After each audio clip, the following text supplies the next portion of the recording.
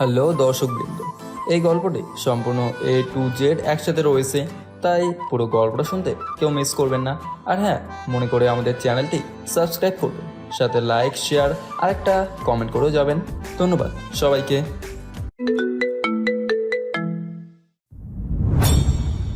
রাসেলের মা, রাসেল কোথায়? ওকে ডাকো। আমি আজকে ওর একটা ব্যবস্থা করেই ছাড়বো। আজকেও আমার পকেট থেকে টাকা পাচ্ছি না। ওকে কতদিন মানা করেছি আমার পকেট থেকে যেন টাকা না নেয়। এত মায়ের দিই, তাও কি ওর লজ্জা হয় না বলো? দেখো রাসেলের বাবা, রাসেল ছোট মানুষ, ভালো করে বোঝাও না। না হয় টাকাই তো নিয়েছে, তাই বলে তুমি এমন করবে? এহ, আইসে ডাঙর পোলারে ছোট মানুষ বলতে। ও এখন ক্লাস 7-এ পড়ে। ওর বয়সের ছেলেরা কত কাজ করে দেখো গা যাইয়া। আর ও শুধু বসে বসে খাবে আর আমার টাকা চুরি করবে। পাইছে তো এক খেলা। দেখো, ফুটবল খেলা ওর নেশা। তুমি কত মাইর দিয়েছো যেন বল না খেলে। ও কি শুনেছে? শুনে নাই, তাও কেন তুমি ওর সাথে এমন করো? এত কিছু আমি বুঝি না। ওকে কাল থেকে মিলে আমার সাথে কাজে যাইতে কইবা। কাজ করলে আর এইসব খেলার কথা মনেও আসবে না। আইসে খেলোয়াড় হতে, পেটে ভাত যায় না, হবে খেলোয়াড়। তুমি কেন এমন করো বলো তো? রাসেল তোমার থেকে টাকা নিয়ে বাজে কোনো কাজ করেছে দেখেছো? বদ অভ্যাস বলতে ওর একটাই নেশা, আর সেটা হলো ফুটবল খেলার জন্য এটা কেনা ওটা কেনা। দেখো ফরিদা, আমি যে আমার ছেলেকে ভালোবাসি না সেটা কিন্তু না। আমি ওকে অনেক বেশি ভালোবাসি। আমরা হলাম গরিব মানুষ, দিন এনে দিন খাই। আমাদের কি আর এইসব খেলাধুলা নিয়ে পড়ে থাকলে চলবে বলো? আচ্ছা, রাসেল আসুক, আমি ওকে বলে কাল থেকে তোমার সাথে কাজ করতে পাঠামুনি। তবু ওকে মাইরো না। এমনিতেই তোমার মায়ের খাইতে খাইতে আমার পোলার শরীরে কিছুই নাই। আচ্ছা, সেটা না হয় মানলাম। তা এখন তোমার ওই বদমাইশ পোলা কোথায়? হুম? এই তো, দেখো গিয়ে কোথাও খেলতে গেছে। ওর তো একটাই কাজ, যেখানে ফুটবল সেখানেও। এইভাবেই রাসেলের বাবা মা অনেক কথা বলে। আপনারা তো আবার উপরের কথা শুনে কিছুই বুঝতেছেন না, তাই তো? তাহলে এত চাপ নিয়ে কোনো টেনশন করার দরকার নেই। আমি আছি তো নাকি? রাসেল হলো উপরের যে কথা বললেন, নূর হোসেন সাহেব ও ফরিদা বেগম তাদের একমাত্র ছেলে। ফরিদা বেগম ছেলেকে সবসময় একটু বেশি সাপোর্ট করে, আর নূর হোসেন সাহেব আদর থেকে রাসেলকে মায়ের উপর বেশি রাখে। কেননা তার ধারণা ছেলেকে শাসনের উপরে না রাখলে বিগড়ে যেতে সময় নেবে না। আর রাসেলও কম কিসে, বাবা যেটা দেখতে পারে না ও সেটাই করবে। এই তো, রাসেলের বাবা চায় না ও খেলায় পেছনে ছোট বেড়াক, কিন্তু এটাও বুঝে না রাসেল ফুটবল থাকলে সেখানে ছুটে যাবে। রাসেল যখন একটু ছোট ছিল তখন থেকেই ফুটবলের প্রতি নেশা হয়ে যায়। বল কেনার টাকা পেত না, তবুও খেলা থামিয়ে রাখেনি।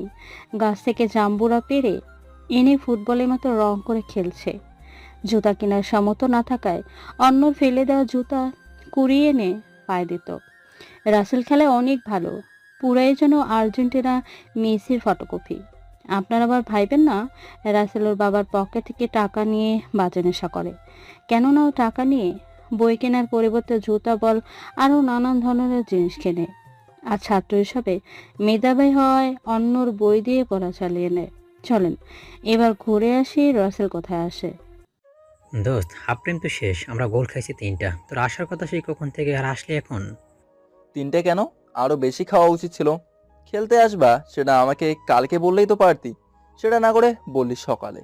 আমার কাছে কোনো টাকা নেই দেখেই বাবার পকেট থেকে গুনে গুনে 20 টাকা নিয়ে গাড়ি ভাড়া দিয়ে আসলাম। ভালো করছিস, এখন তুই পারিস চেয়ারম্যান সাহেবের দলকে সেমিফাইনালে তুলে দিতে। আমাদের দ্বারা তোর কিছুই হবে না, তাই না? আরে বেটা, এত চাপ নিস না তো। এই রাসেল থাকতে এত কিসের চিন্তা? ওদের তো আমি 7 আপ খাওয়াইয়েই ছাড়বো। এত সোজা না দোস্ত, ওদের দলে সেই ভালো ভালো প্লেয়ার আছে যাদের থেকে আমাদের প্লেয়াররা বল নিতেই পারে না। চুপ কর বেটা। এরা যদি ভালো প্লেয়ার হয় তাহলে মেসি, রোনালদো, নেইমার এরা কি তাহলে? তোর সাথে কথা বলে লাভ নাই, এখন এই নে তোর বোর্ডটা পরে মাঠে নেমে পড়। ওকে দোস্ত, তুই গুনতে থাক গোল কটা হয়।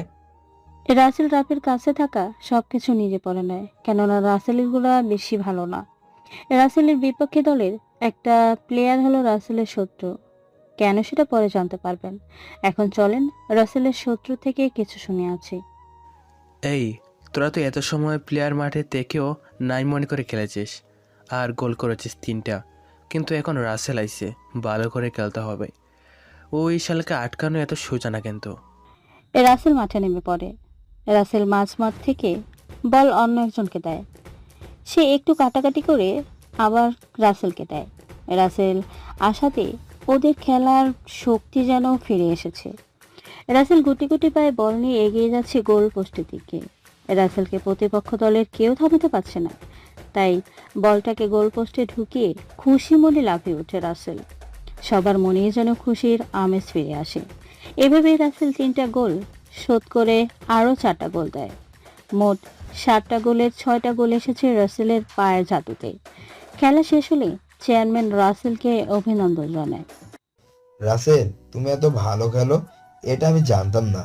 আসলে তোমার গ্রামে খুব একটা যায় না, তাই হয়তো তোমার খেলা আমার চোখে পড়েনি।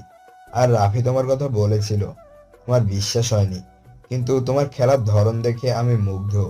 তোমার পায়ে জাদুতে বল সারাক্ষণ হাসে।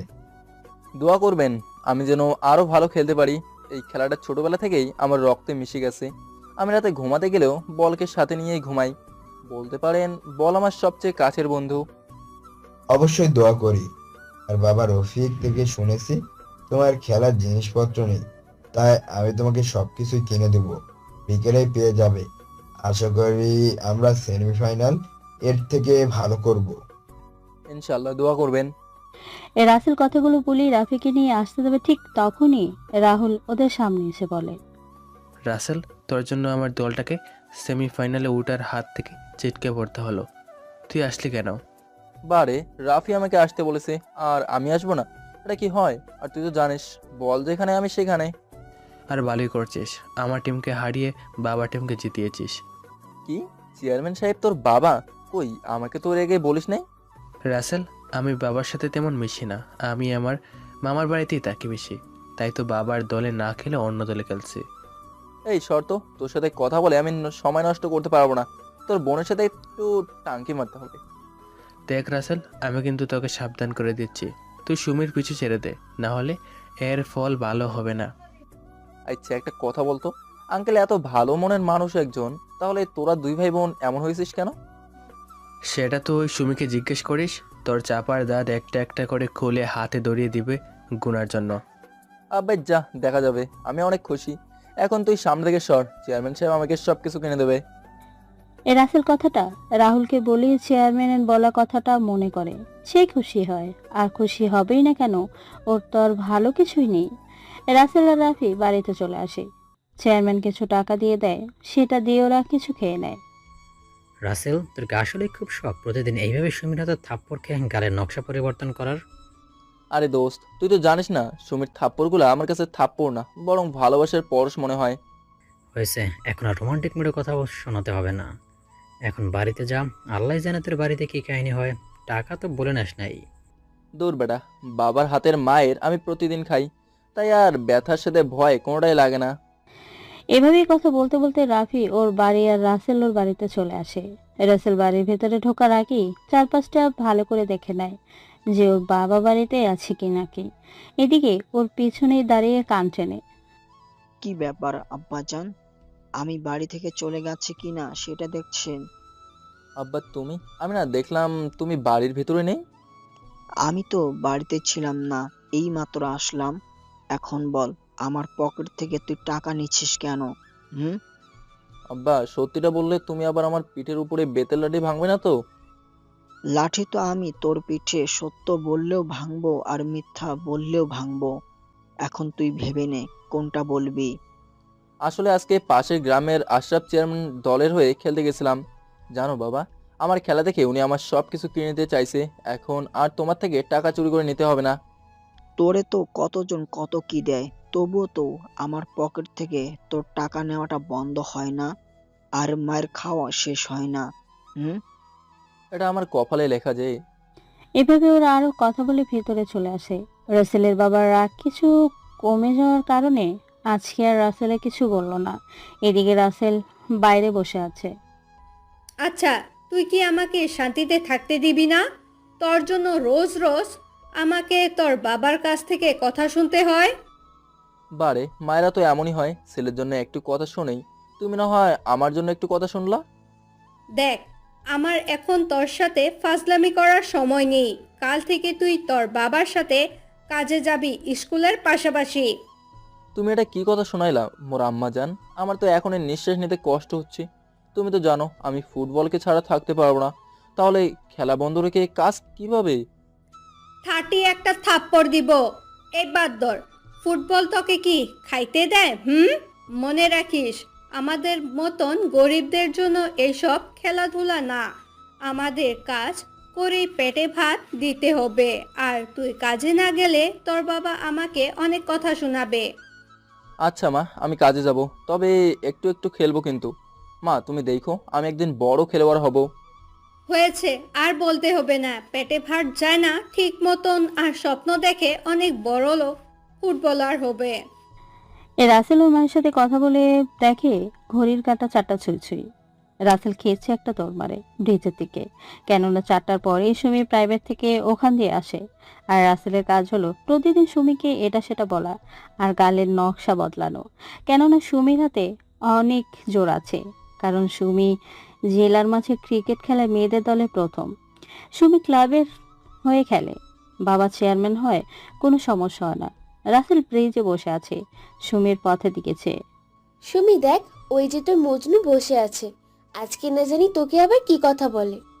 কি আর বলবে, ওর তো একটাই কাজ, আমাকে ভালোবাসি বলবে আর আমার এই নরম হাতের গরম থাপ্পড় খাবে। তোর কি ওর কিউট চেহারা দেখে একটু দয়া হয় না? এভাবে প্রতিদিন মারিস ওকে? আরে ধুর, কি যে বলিস না, ওর জন্য হবে নাকি আমার আবার মায়া? কোথায় ও একটা ফকিরের ছেলে, আর আমি হলাম চেয়ারম্যানের আদরের মায়া। ওর সাথে আমি মিল কখনোই সম্ভব নয়। আর তার চেয়ে বড় কথা, আমি একদিন বাংলাদেশের জাতীয় ক্রিকেট দলের হয়ে খেলবো। তখন আমার কত নাম হবে, কত সুন্দর সুন্দর কোটিপতির ছেলে দেখা পাবো। আর হাইছে ওই ফকিরের বাচ্চা আমার সাথে প্রেম করতে। আজকে দেখ ওর কি করি। দেখ, রাসেল কিন্তু অনেক ভালো ছেলে, আর ফুটবল খেলার দিক থেকে তো পুরো জেলার মাঝে প্রথম। তোর থেকে কোনো অংশে কম না। আর আজকে আঙ্কেলের দলকে রাসেল সেমিফাইনালে তুলে দিচ্ছে। চুপ কর, তোর দেখি ওর জন্য দরদ উতলে উতলে পড়তেছে। সুমি একটা ধমক দেবার পরেই মাহি কথা বলা বন্ধ করে দেয়। তারপর ওরা ধীরে ধীরে সামনের দিকে আসতে থাকে। রাসেল সামনে আসতেই রাসেল সুমির সামনে দাঁড়িয়ে।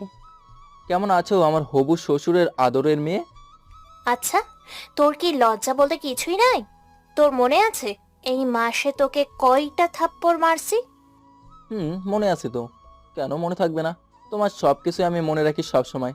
এই তো এই মাসে তুমি আমার গালে তবলা বাজাইছো 28 দিনে 56 বারেরও বেশি। এতে কি তোর একটুও কষ্ট হয় না? এত মার খাবার পরেও আমার সামনে কিভাবে আসিস? কিভাবে আসি তুমি জানো না নাকি? আমি প্রতিদিন বাবার বকা আর মায়ের ভালোবাসা নিয়ে গুটি গুটি পায়ে হেঁটে হেঁটে তোমার কাছে আসি। তোকে কতবার বলবো তোকে আমি ভালোবাসি না, তাও বারবার কেন আমাকে বিরক্ত করিস? ভালোবাসা না তো কি হয়েছে? আমি তো তোমাকে আমার থেকেও বেশি ভালোবাসি, আর সেটা দিয়েই হবে।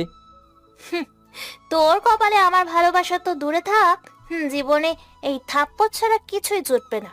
তোর কি শখ রে? বামন হয়ে চাঁদের পানে হাত বাড়াস? নিজের চেহারা কখনো আয়নায় দেখেছিস?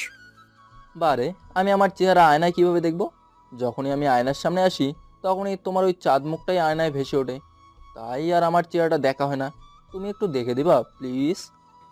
রাসেলের কথা শুনে সুমি তো রাগে ফুঁসতে থাকে, আর এইদিকে মাহি তো রাসেলের কথাগুলো শুনে যেন পুরাই ফিদা। চলুন মাহির মুখের কথাগুলো শুনে আসি। সুমি, রাসেল ভাইয়া যদি তোকে পছন্দ না করে আমাকে পছন্দ করে এইসব কথাগুলো বলতো, তাহলে আমি তো সেই কবেই পটে যেতাম। ইস, রাসেল যে কেন আমাকে বুঝলো না। শাকচুনি, ও তোকে পছন্দ করলে আমি তো বেঁচেই যেতাম। তাহলে রোজ রোজ এমন করে জ্বলতে হতো না। প্রতিনিয়ত কিভাবে জ্বালায়, আমার আর এইসব সহ্য হয় না। ভাইয়া, তুমি আমার বান্ধবীকে পছন্দ না করে আমাকে কেন পছন্দ করলে না? তাহলে তো তোমাকে এমন করে প্রতিদিন চর থাপ্পড় খেতে হতো না। ইস, তোমার গালটা লাল হয়ে আছে, দেখলেই মনের মাঝে মায়া চলে আসে। এতই যদি তোর ওর প্রতি দরদ উতলায় উতলায় পড়ে, তাহলে যা ওকে ভালোবাসে, আমি মুক্তি পাই তাহলে। বান্ধবী, কি আর বলবো বল, রাসেল ভাইয়ের চোখে তো তোকেই দেখে শুধু, আমার দিকে তো দেখেই না। তাই আর ওই জিনিসটা আমার কপালে হবে না। তুই ভাইয়াকে নিয়ে জ্বলে মর। এই যে মিস, এভাবে দুজনে কথা বললে কি হবে নাকি? আমার তো শোনার জন্য মনটা অনছন অনছন করছে। আহারে, শখ কত! আয়, তোকে কথা শোনাই, কানে নিচে আরো 3-4টা থাপ্পড় দিয়ে। এই রে, পাগলি খেপেছে। না, আমার আর থাপ্পড় খেতে হবে না, আমি বরং এখন যাই। সাবধানে বাড়ি যাই। লাভ ইউ জানু। রাসেল কথাটা বলেই সেখান থেকে ভো দৌড় দেয়, কেননা সুমির রাগ সেই লেভেলে ছিল। রাসেলকে ধরতে পেলেই ওর ভালোবাসার ছুটাইতো। সুমির রাগে গসগস করতে করতে বলে, এই দাঁড়া, পালাস কেন? তোর জানো বলা আমি ছুটাতেছি। শালা হনুমানের বাচ্চা, সাহস কত বড়! আমাকে বলে কিনা ভালোবাসে। বান্ধবী, এবার ওকে বকা বাদ দিয়ে চল বাড়িতে যাই। এমনিতে রাসেল ভাইয়া তোকে দেখে ভয়ে পালাইছে। চল, না পালিয়ে কি আর কোনো উপায় আছে নাকি? আমি তো ওকে ধরতে পারলে মেরে ভর্তা বানিয়ে ফেলতাম। আহারে, শখ কত! এত থাপ্পড় দিয়েও মহারানীর বুঝে হাউস মেটে নেই। এই, তুই এসব কথা না বলে চল তো। কত সময় ওর জন্য এখানে দাঁড়িয়ে থেকে নষ্ট করলাম। এমনিতেই আমার 5টার পরে একটা খেলা আছে। এইভাবে ওরা দুই বান্ধবী কথা বলতে বলতে বাসায় চলে আসে।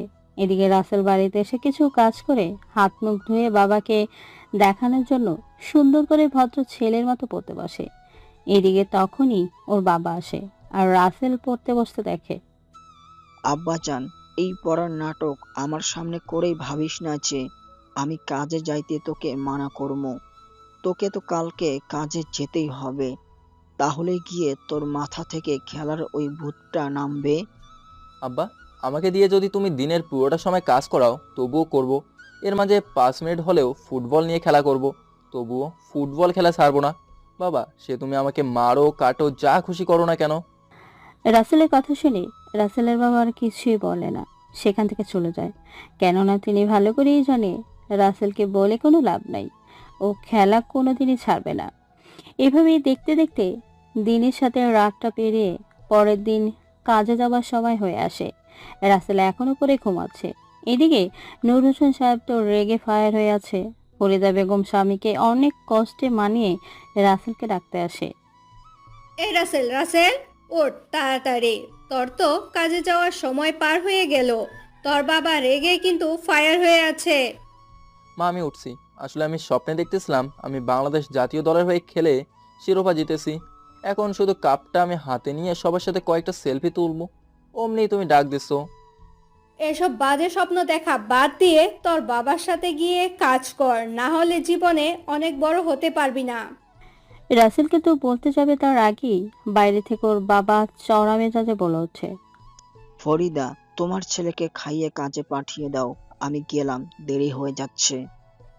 আচ্ছা ঠিক আছে, তুমি যাও, আমি এক্ষুনি ওকে খাবার খাইয়ে পাঠিয়ে দিচ্ছি। রাসেল, আয় ফ্রেশ হ, আমি গিয়ে তোর জন্য খাবার রেডি করি। ঠিক আছে মা, তুমি যাও, আমি এক্ষুনি টিউবওয়েল থেকে হাত মুখ ধুইয়ে ফ্রেশ হয়ে আসতেছি। রাসেলের মা রাসেলের কথাটা শুনেই সেখান থেকে চলে যায়। আর এইদিকে রাসেল ওদের টিউবওয়েলে পারে গিয়ে দাঁত ব্রাশ করে ফ্রেশ হয়ে খাবার খেয়ে পাকঘরে চলে আসে। খাবার খেয়ে একটা প্যান্ট আর শার্ট পরে কাজে যাওয়ার জন্য বের হয়। বাবা, আজকে তুই প্রথম কাজে যাচ্ছিস, মন দিয়ে কাজ করবি, যেন কেউ তোর কাজে গাফলাতি না ধরতে পারে। ঠিক আছে মা, আমি মন দিয়ে কাজ করব। তুমি শুধু আমার জন্য আল্লাহর কাছে প্রাণ ভরে দোয়া করবা। আমি শুধু খেলার কথা শুনলেই ছুটে চলে আসব। না, এই ফাজেলটা আর ভালো হবে না। এত বোঝানোর পরেও কেন যে বোঝে না আল্লাহই জানে। পুরাই বদমাইশের হাড্ডি একটা। রাসেল, দেখে যাস কিন্তু। আল্লাহ আমার ছেলের মনের সকল আশা পূরণ করে দিও তুমি। এদিকে রাসেল হাঁটতে হাঁটতে ওর বাবার কাছে চলে আসে। ওর বাবা রাসেলকে নিয়ে ম্যানেজারের সাথে কথা বলে কাজে লাগিয়ে দেয়। রাসেলের প্রথম প্রথম কাজ করতে খুব কষ্ট হচ্ছে।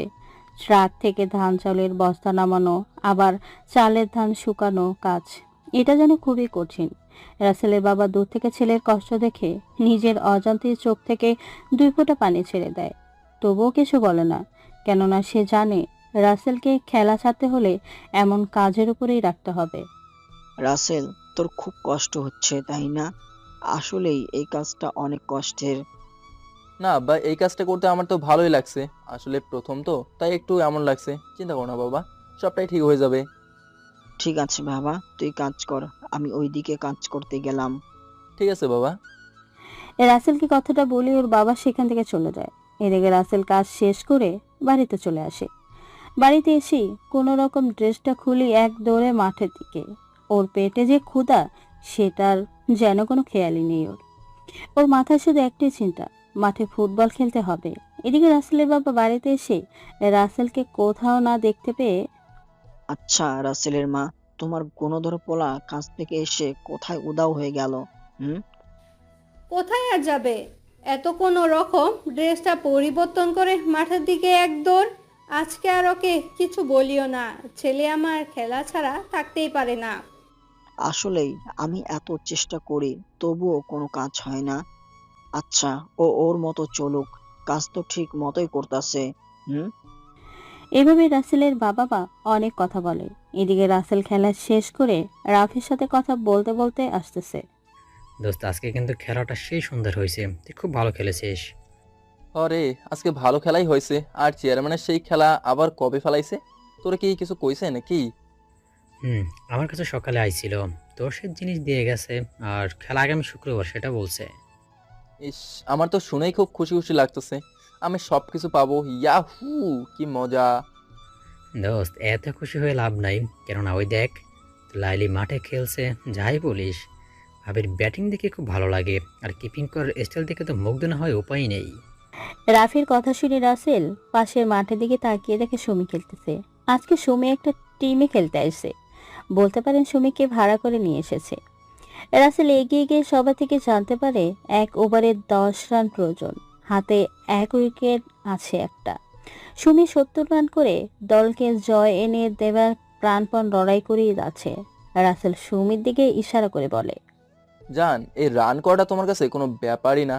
তুমি শুধু আমার উপর যেইভাবে রাগ করে থাপ্পড় মারো, সেইভাবে রাগ করে ব্যাট দিয়ে বলকে মেরে শূন্যে ভাসিয়ে ছক্কা মেরে দাও। এদিকে রাসেলের এমন ইশারা যেন সুমির মনে আরো রাগের মাত্রা বাড়িয়ে দেয়। সুমি ওভারের প্রথম বলেই ছক্কা হাঁকিয়ে সবার মনের মাঝে নিভে যাওয়া জয়বাতি আবার চালিয়ে দেয়। পরের বলে 4 মেরে দলকে জয়ের দুয়ারে পৌঁছে দেয়। সবাই অনেক খুশি, কেননা এই খেলাটা 20,000 টাকা বাজেটে খেলা ছিল। রাসেল সুমির কাছে এসে, দেখছো, আমি আসাতেই তোমার শক্তি বেড়ে গেছে, তাই পরপর বলকে শূন্যে ভাসিয়ে দলকে জয় করে নিয়ে দিতে পেরেছো। হ, তোর কথা শুনে মনে হচ্ছে খেলাটা আমি খেলি নাই, বরং তুই নিজেই খেলে আমার দলকে জয় এনে দিয়েছিস। বারে, তুমি আমার কলিজা, তাহলে তুমি খেলা আর আমার খেলা সেটা তো সমান হয় না, তাই না? রাসেলের মুখে কলিজা শব্দটা শুনে তো সুমির মেজাজটা আরো 1000 গুণ বেড়ে যায়। রাসেলকে যেন এক্ষুনি কাজা ছিপিয়ে খাবে। রাসেল ঘটনা বুঝতে পেরে, রাফি, তাড়াতাড়ি এখান থেকে চল, না হয় এক্ষুনি আমার উপরে সুনামি আসতে পারে। মহারানী যেভাবে রাগে জাতিসাপের মতো ফোঁস করতেছে। দোস্ত, তাড়াতাড়ি চল। আর ভাবি খেলাই যেত আমাদের, কিন্তু না খাইয়ে যেতে দিচ্ছে না, এটা কিন্তু ঠিক না। দাঁড়া একটু, আমি তোদের পেট ভরে খাওয়াচ্ছি। কেন এখন দৌড়াস কেন? হ্যাঁ, সুমি স্টাম্প নিয়ে ধাওয়া করলেই রাসেল আর রাফি দৌড়ে সেখান থেকে বাড়ি চলে আসে। এদিকে রাসেলের এমন অবস্থা দেখে সুমিতে যেন রাগের মাঝেও হাসতে থাকে। পাগলটা সেই ভয় পেয়েছে, আবার সামনে পাই তাহলে বোঝাবো আমার কাছে থেকে পালিয়ে যাওয়ার আঞ্জাম কেমনে হতা হে। হ্যাঁ, সুমি এভাবে আরো অনেক কথা ভাবতে ভাবতে সেখান থেকে সব কাজ শেষ করে বাসায় চলে আসে। এদিকে রাসেল বাড়িতে এসে ফ্রেশ হয়ে নেয়। এভাবে চলতে থাকে রাসেলের জীবন। স্কুল, কাজ, সাথে খেলা, সব মিলিয়ে যেন ভালোই চলছিল। এদিকে আজকে শুক্রবার, চেয়ারম্যান সেই খেলাটা আজকে অনুষ্ঠিত হবার কথা, কিন্তু রাসেলের কোনো খবর নেই। রাসেল তো এখনো এলো না। ও খেলবে না সেটা তো বললেই হয়, অন্য কাউকে নিয়ে আসতাম। ওর জন্য আমি আজকে হেরে যাব? না চেয়ারম্যান সাহেব, সেটা হবে না। রাসেল তো যেভাবে হোক না কেন আসবেই। আসলেও কাজ করে, হয়তো সেখান থেকে আসতে দেরি হচ্ছে। ও কোথায় কাজ করে সেটা বলো, আমি লোক পাঠিয়ে ওকে আসি। এমনিতে হাতে বেশি সময় নেই, সবাই আমার উপর ক্ষেপে আছে। রাসেল ওই চাতালের বাবার সাথে দিনমজুরের কাজ করে। আমি কালকে ভালো করে ওকে বলেছি আজকে একটু সকালে আসতে, কিন্তু কেন যে এলো না কে জানে। কি বলো? ওই চাটালটা তো আমারই। দাঁড়াও, আমি এক্ষুনি ওইখানে ম্যানেজারকে বলে রাসেলকে পাঠিয়ে দিতে বলতেছি। চেয়ারম্যান সাহেব কথাটা বলেই ম্যানেজারকে ফোন করে রাসেলের ব্যাপারে সবটা খুলে বলে, আর সেও রাসেলকে আসতে দেয়। রাসেল খুশি মনে দৌড়ে খেলার মাঠে চলে আসে। আজকে রাসেল খুবই দুর্বল, কেননা খুব ভারী কাজ করতে হয়েছে তাকে। রাসেল মাঠে এসেই ওর সকল জিনিস পরে নেয়, কেননা রাফি সব কিছুই নিয়ে এসেছে। রাসেল, এমনিতে লেট করছো, এখন একটু মন দিয়ে খেলো কেমন? ঠিক আছে আঙ্কেল, দোয়া করবেন। আমি আমার সর্বোচ্চ দিয়ে খেলার চেষ্টা করব। আর দেরি করার জন্য আমি আপনার কাছে ক্ষমা চাচ্ছি। ক্ষমা চাইতে হবে না বাবা, তুমি কাজ করার পরেও খেলাটা ছাড়োনি, সেটা শুনে আমার অনেক ভালো লাগছে। রাসেলের কথা না বলে সোজা খেলতে নেমে পড়ে। এদিকে আজকে বাবার দলের খেলা থাকায় সুমি খেলা দেখতে এসেছে বান্ধবীর সাথে নিয়ে। সুমি অনেক সময় অপেক্ষা করার পর বুঝতে পারে রাসেলের জন্য আজকে খেলাটা দেরিতে শুরু হলো। মাহি দেখ, ওই ফকিরের বাচ্চা কি আমার প্লেয়ার হয়েছে, যার জন্য খেলাটাই এতটা সময় পরে শুরু করলো। আমার তো মনে হচ্ছে গিয়ে ওর মাথা ফাটিয়ে আসি। খেলতে তো কিছুই পারে না, আইছে ভাব দেখাতে। আরে কি যে বলিস না, রাসেল ভাইয়া অনেক ভালো খেলে, তুই তো সেটা জানিস না। দেখছিস না ভাইয়ের খেলার স্টাইলটা কত নিখুঁত। রাসেল ভাইয়া মাঠে খেলছে আর এখান থেকে দেখে মনে হচ্ছে পুরাই যেন মেসির ফটোকপি মাঠে দৌড়াদৌড়ি করছে। আরে দূর, কি সব আজে বাজে কথা বলিস। কোথায় ফুটবলের রানা মেসি, আর কোথায় এই ফকিরের বাচ্চা ভিখারি? কার সাথে কার মিল করাস তুই? বুঝি না আমি কিছুই। হয়েছে, আর বলতে হবে না। এখন চুপচাপ বসে খেলা দেখ আর বাদাম খেতে শুরু কর। রাসেল ভাইয়ের প্রতি বলা তোর ওই কথাগুলো আমার কাছে একদম ভালো লাগছে না। তা লাগবে কেন? তুই যে ওর প্রতি ফিদা হয়ে গেছিস, শাকচুন্নি। আমি তোর রুচি দেখে পাচ্ছি না। কোথায় ভালো কাউকে পছন্দ করবি সেটা না করে ওর মতো একটা 2 টাকার ফকিরকে পছন্দ করেছিস। বান্ধবী, রাসেল ভাইয়াকে হয়তো তোর কাছে এখন 2 টাকার ফকির মনে হচ্ছে, কিন্তু একদিন তুই নিজেই বলবি ভাইয়া কোটি টাকার ফকির। জীবনেও আমি ওর কথা বলবো না। ওর কথা বলতে আমার বয়ে গেছে। যত সব হাজাইরা প্যাচাল তোর। দেখাই যাবে সেটা, সময়ের সাথে সাথে তুই পরিবর্তন হোস নাকি রাসেল ভাইয়ার ভাগ্যের চাকাই পরিবর্তন হয়। মাহির কথা জবাবে সুমি আর কিছুই বলে না। এদিকে খেলা চলতে থাকে জমজমাট। রাসেল 2টা গোল করে দলকে এখন পর্যন্ত এগিয়ে রেখেছে। সবাই যেন রাসেলের এমন মুগ্ধ খেলা দেখে ফিদা। সুমি নিজেও বিশ্বাস করতে পারছে না রাসেল এত ভালো খেলে। এদিকে মাঠের খেলার মাঝে আজকে হঠাৎ করে উপস্থিত ছিলেন জাতীয় দলের সাথে সম্পর্কিত একজন মানুষ, যার চোখে রাসেলের খেলা ভালো লাগে আর মনে মনে সে খুশি হয়ে যায়। তিনি আশেপাশে কথা বলে রাসেলের সম্পর্কে সবকিছু জেনে খাতায় লিখে নিয়ে চলে যায়। এদিকে দেখতে দেখতে খেলা শেষ হয়ে যায়। রাসেল 4টি গোল করে দলকে ফাইনালে পৌঁছে দেয়। সবাই যেন রাসেলের পায়ের জাদু দেখে মুগ্ধ। রাসেলের সাথে চেয়ারম্যান কথা বলছে, সাথে আছে সুমি।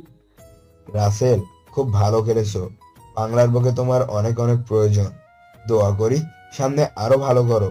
আর হ্যাঁ, এ হলো আমার একমাত্র মেয়ে সুমি, ও জেলা টিমের হয়ে ক্রিকেট খেলে।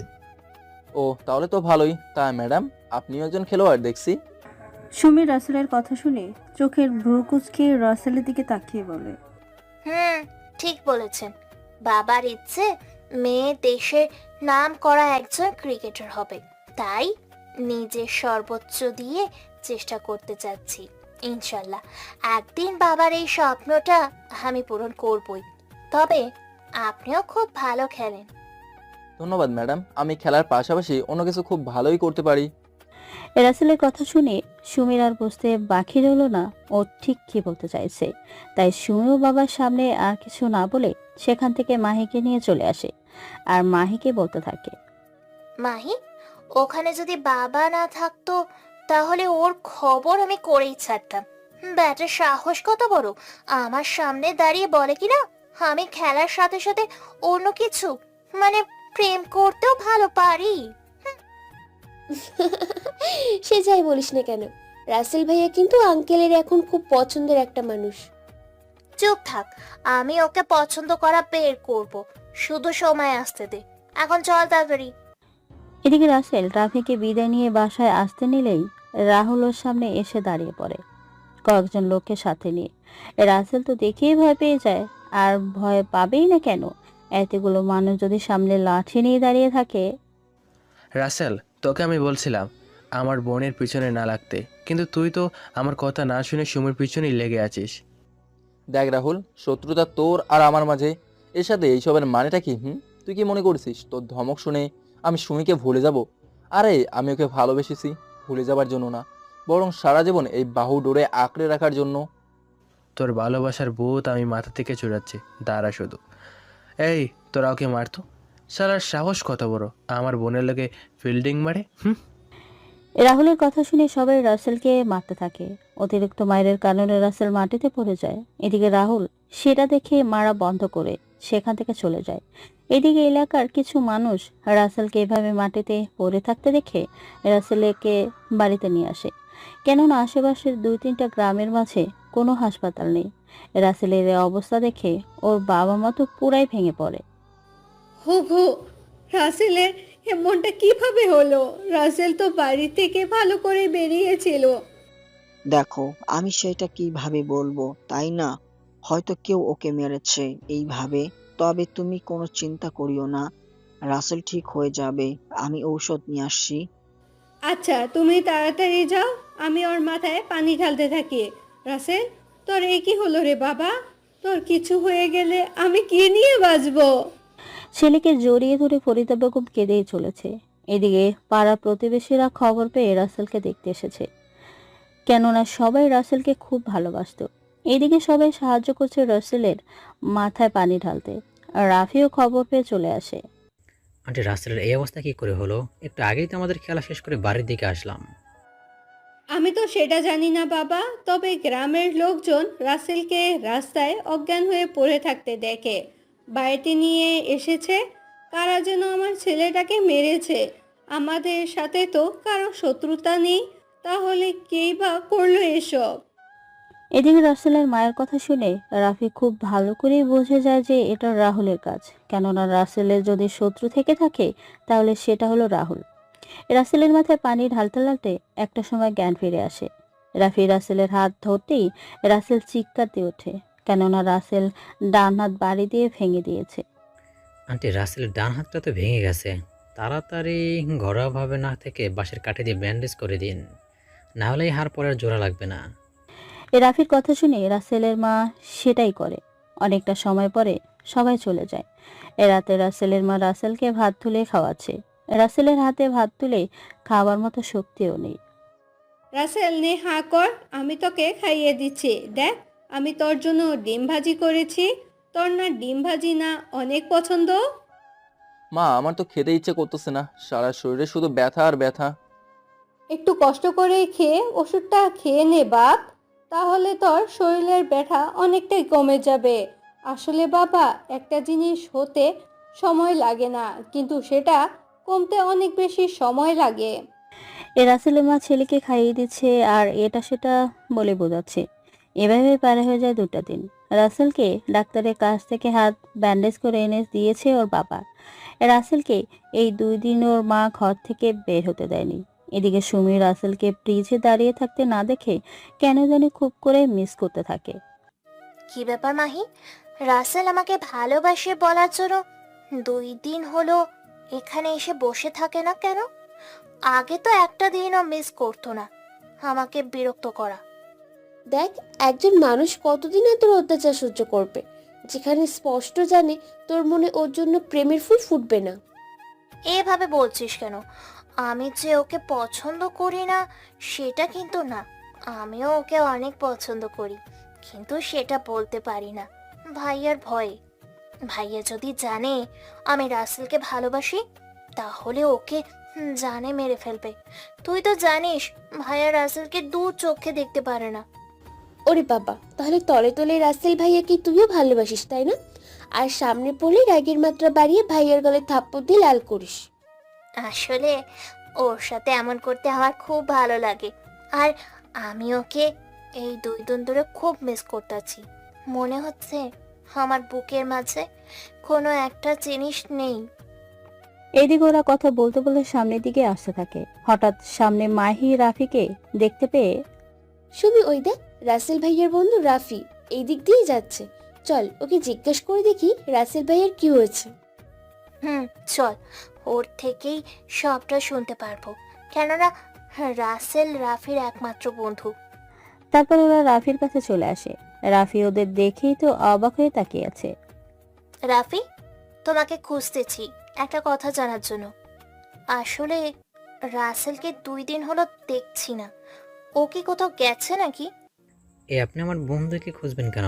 আমার বন্ধু আপনার সামনে আসে না, এতে তো আপনার অনেক খুশি হওয়ার কথা, তাই না? অনেক খুশি হওয়ার কথা, কিন্তু আমি এই 2 দিন বুঝেছি রাসেল আমাকে ঠিক কতটা ভালোবাসে। আমিও পাগলটাকে ভালোবেসে ফেলেছি। পাগলটা আজ 2 বছর হলো আমার পিছনে পড়ে আছে। সুমির কথা শুনে রাফি অনেকটাই খুশি হয়, কিন্তু রাসেল বর্তমান অবস্থার কথা মনে হতেই খুশিতে ভরে থাকা মুখটা কালো অন্ধকারে ঢেকে যায়। এদিকে রাফি এইভাবে থাকতে দেখে কি ব্যাপার রাফি, তুমি এমন করে চুপ হয়ে গেলে কেন? বলো রাসেল কোথায়? না হলে আমার বান্ধবীটা যে ঠিক থাকতে পারছে না। আসলে রাসেল অসুস্থ, আজকে 2 দিন হলো ওর মাকে ঘর থেকে বের হতে দেয় না। রাফির মুখে রাসেলের এমন খবর শুনে তো কান্নায় ভেঙে পড়ে। আর কাঁদবেই না কেন, তাই না? ভালোবাসার মানুষের কিছু হলে কি সেটা সহ্য করা যায়? রাফি, তুমি এটা কি বলছো? তা আমার রাসেল কি হয়েছে সেটা বলো। কি হয়েছে জানতে চান? আপনারা কি শুরু করেছেন? একদিক দিয়ে ভালোই নাটক করে অন্য দিক দিয়ে ভিলেনগিরি দেখান, তাই না? তোমার কথার আগামাথা তো আমি কিছুই বুঝতে পারতাছি না। একটু খুলে বলো, আসলে কাহিনীটা কি? কাহিনীর কি হবে? সেদিন খেলা শেষ করে আসার সময় আপনার গুন্ডা ভাই আমার বন্ধুটাকে মেরে হাত ভেঙে দিছে। সুমি রাফির কথা শুনে যেন নিজের কানকে বিশ্বাস করতে পারছে না। যেই ভয়ের জন্য রাসেলকে ভালোবেসেও প্রকাশ করেনি, শুধুমাত্র প্রিয়জনের ক্ষতি হবে ভেবে, আর সেটাই হলো। ভাইয়া আমার রাসেলের এত বড় ক্ষতি করেছে? আমি তো ভাইয়াকে ছেড়ে কথা বলবো না। রাফি, আমার না রাসেলকে দেখতে খুব ইচ্ছে করতেছে। আমাকে একটু ওর বাড়ি নিয়ে যাবে প্লিজ প্লিজ। রাফি যদিও সুমিকে রাসেলের সাথে দেখা করতে নিতে চাইছিল না, তবুও সুমির এমন জোরাজোরিতে সেটা করতে পারল না। অবশেষে সুমি ও মাহিকে নিয়ে রাফি রাসেলদের বাড়িতে চলে আসে। আন্টি, আন্টি কোথায় আপনি? আর দেখেন আপনার বাড়িতে কার এসেছে। এদিকে রাসেলের মা রাসেলের জন্য জালের পিঠা বানিয়ে রান্নাঘর থেকে বের হতে নিলেই রাফির ডাক শুনতে পায়। রাফিদের সামনে এসেই মাহি আর সুমিকে দেখে অনেকটা অবাক হয়ে জিজ্ঞেস করে, রাফি, কি হয়েছে? আর এই মেয়েদের তো চিনলাম না, এরা কারা বাবা? আন্টি, এই হলো সুমি, আমাদের চেয়ারম্যান সাহেবের একমাত্র মেয়ে। আর এই হলো মাহি, আমার হবু গার্লফ্রেন্ড। রাফির মুখে হবু গার্লফ্রেন্ড কথাটা শুনে মাহি আর সুমি তো অবাক হয়ে তাকিয়েছে, কেননা সুমি ভাবতেই পারেনি মাহিকে রাফি হবু গার্লফ্রেন্ড বলবে। ওরা ফরিদা বেগমের সামনে আর তেমন কিছুই বলে না। বা রাফি, তোমার পছন্দ তো মাশাআল্লাহ, অনেক সুন্দর। তা মা, তোমরা হঠাৎ আমার বাড়িতে কি মনে করে? আসলে আন্টি, কয়েকদিন হলো রাসেলকে আমরা দেখি না। সেটা রাফিকে জিজ্ঞেস করাতেই রাসেলের অসুস্থতার কথা বলে। তাই ভাবলাম একটু দেখেই যাই রাসেলকে। ও, ভালো করেছো রাফি, তুই ওদের নিয়ে রাসেলের ঘরে আয়। রাসেল মনে হয় বলের সাথে কথা বলতাছে, ওর তো একটাই কাজ। এই রাসেলের মায়ের কথা শুনে রাফি কিছু না বলে সেখান থেকে রাসেলের ঘরে চলে আসে। সবাই এসে দেখে রাসেল বলের সাথে একা একা কথা বলতেছে। রাসেলের সামনে সুমিকে দেখে তো অবাক, আর অবাক হবেই না কেন, তাই না? যে চাঁদকে হাজার বলেও জমিনে নামাতে পারেনি, আর সে নিজে থেকে ওর ঘরে এসেছে। কেমন আছো তুমি? আর আমাকে দেখতে রোজকার মতো ব্রিজে যাও না কেন? তুমি জানো তোমাকে না দেখে আমি কতটা কষ্টে আছি? বারে আমি তোমাকে বিরক্ত করতেছি? সেটা তো খুশির খবর। তাহলে তুমি আমাকে না দেখে কষ্ট পাচ্ছ কেন? বুদ্ধ একটা, কিছুই বোঝে না। তুমি বোঝো না আমি তোমাকে ঠিক কতটা ভালোবাসি? হুম? তোমাকে একটা মুহূর্ত না দেখলে আমার ভালো লাগে না। সুমির মুখে ভালোবাসি কথাটা শুনে যেন রাসেল নিজের কানকে বিশ্বাস করতে পারছে না। আর বিশ্বাস হবেই বা কি করে, তাই না? 2টি বছর ধরে পেছনে ঘুরে কত জোড়া জুতা ক্ষয় হয়েছে আল্লাহ জানে। আর আজকে সে নিজে থেকেই বলছে ভালোবাসে। সত্যি তুমি আমাকে ভালোবাসো? আবার মিথ্যা কথা বলে আমার গালের নকশা বদলাই দেবে না তো? না রে পাগল, আমি যে তোমাকে সত্যি অনেক ভালোবাসি।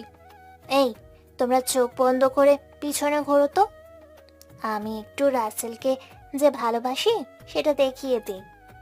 সুমি কথাটা বলার সাথে সাথেই রাফি ও মাহি অন্যদিকে ঘুরে নিজেদের চোখ বন্ধ করে নেয়। এদিকে সুমি রাসেলের ঠোঁট জোড়া নিজের দখলে নিয়ে নেয়। রাসেল যেন বিশ্বাস করতেই পারছে না। রাসেল আনন্দের পরিবর্তে চিৎকার দিয়ে ওঠে। আমার হাত।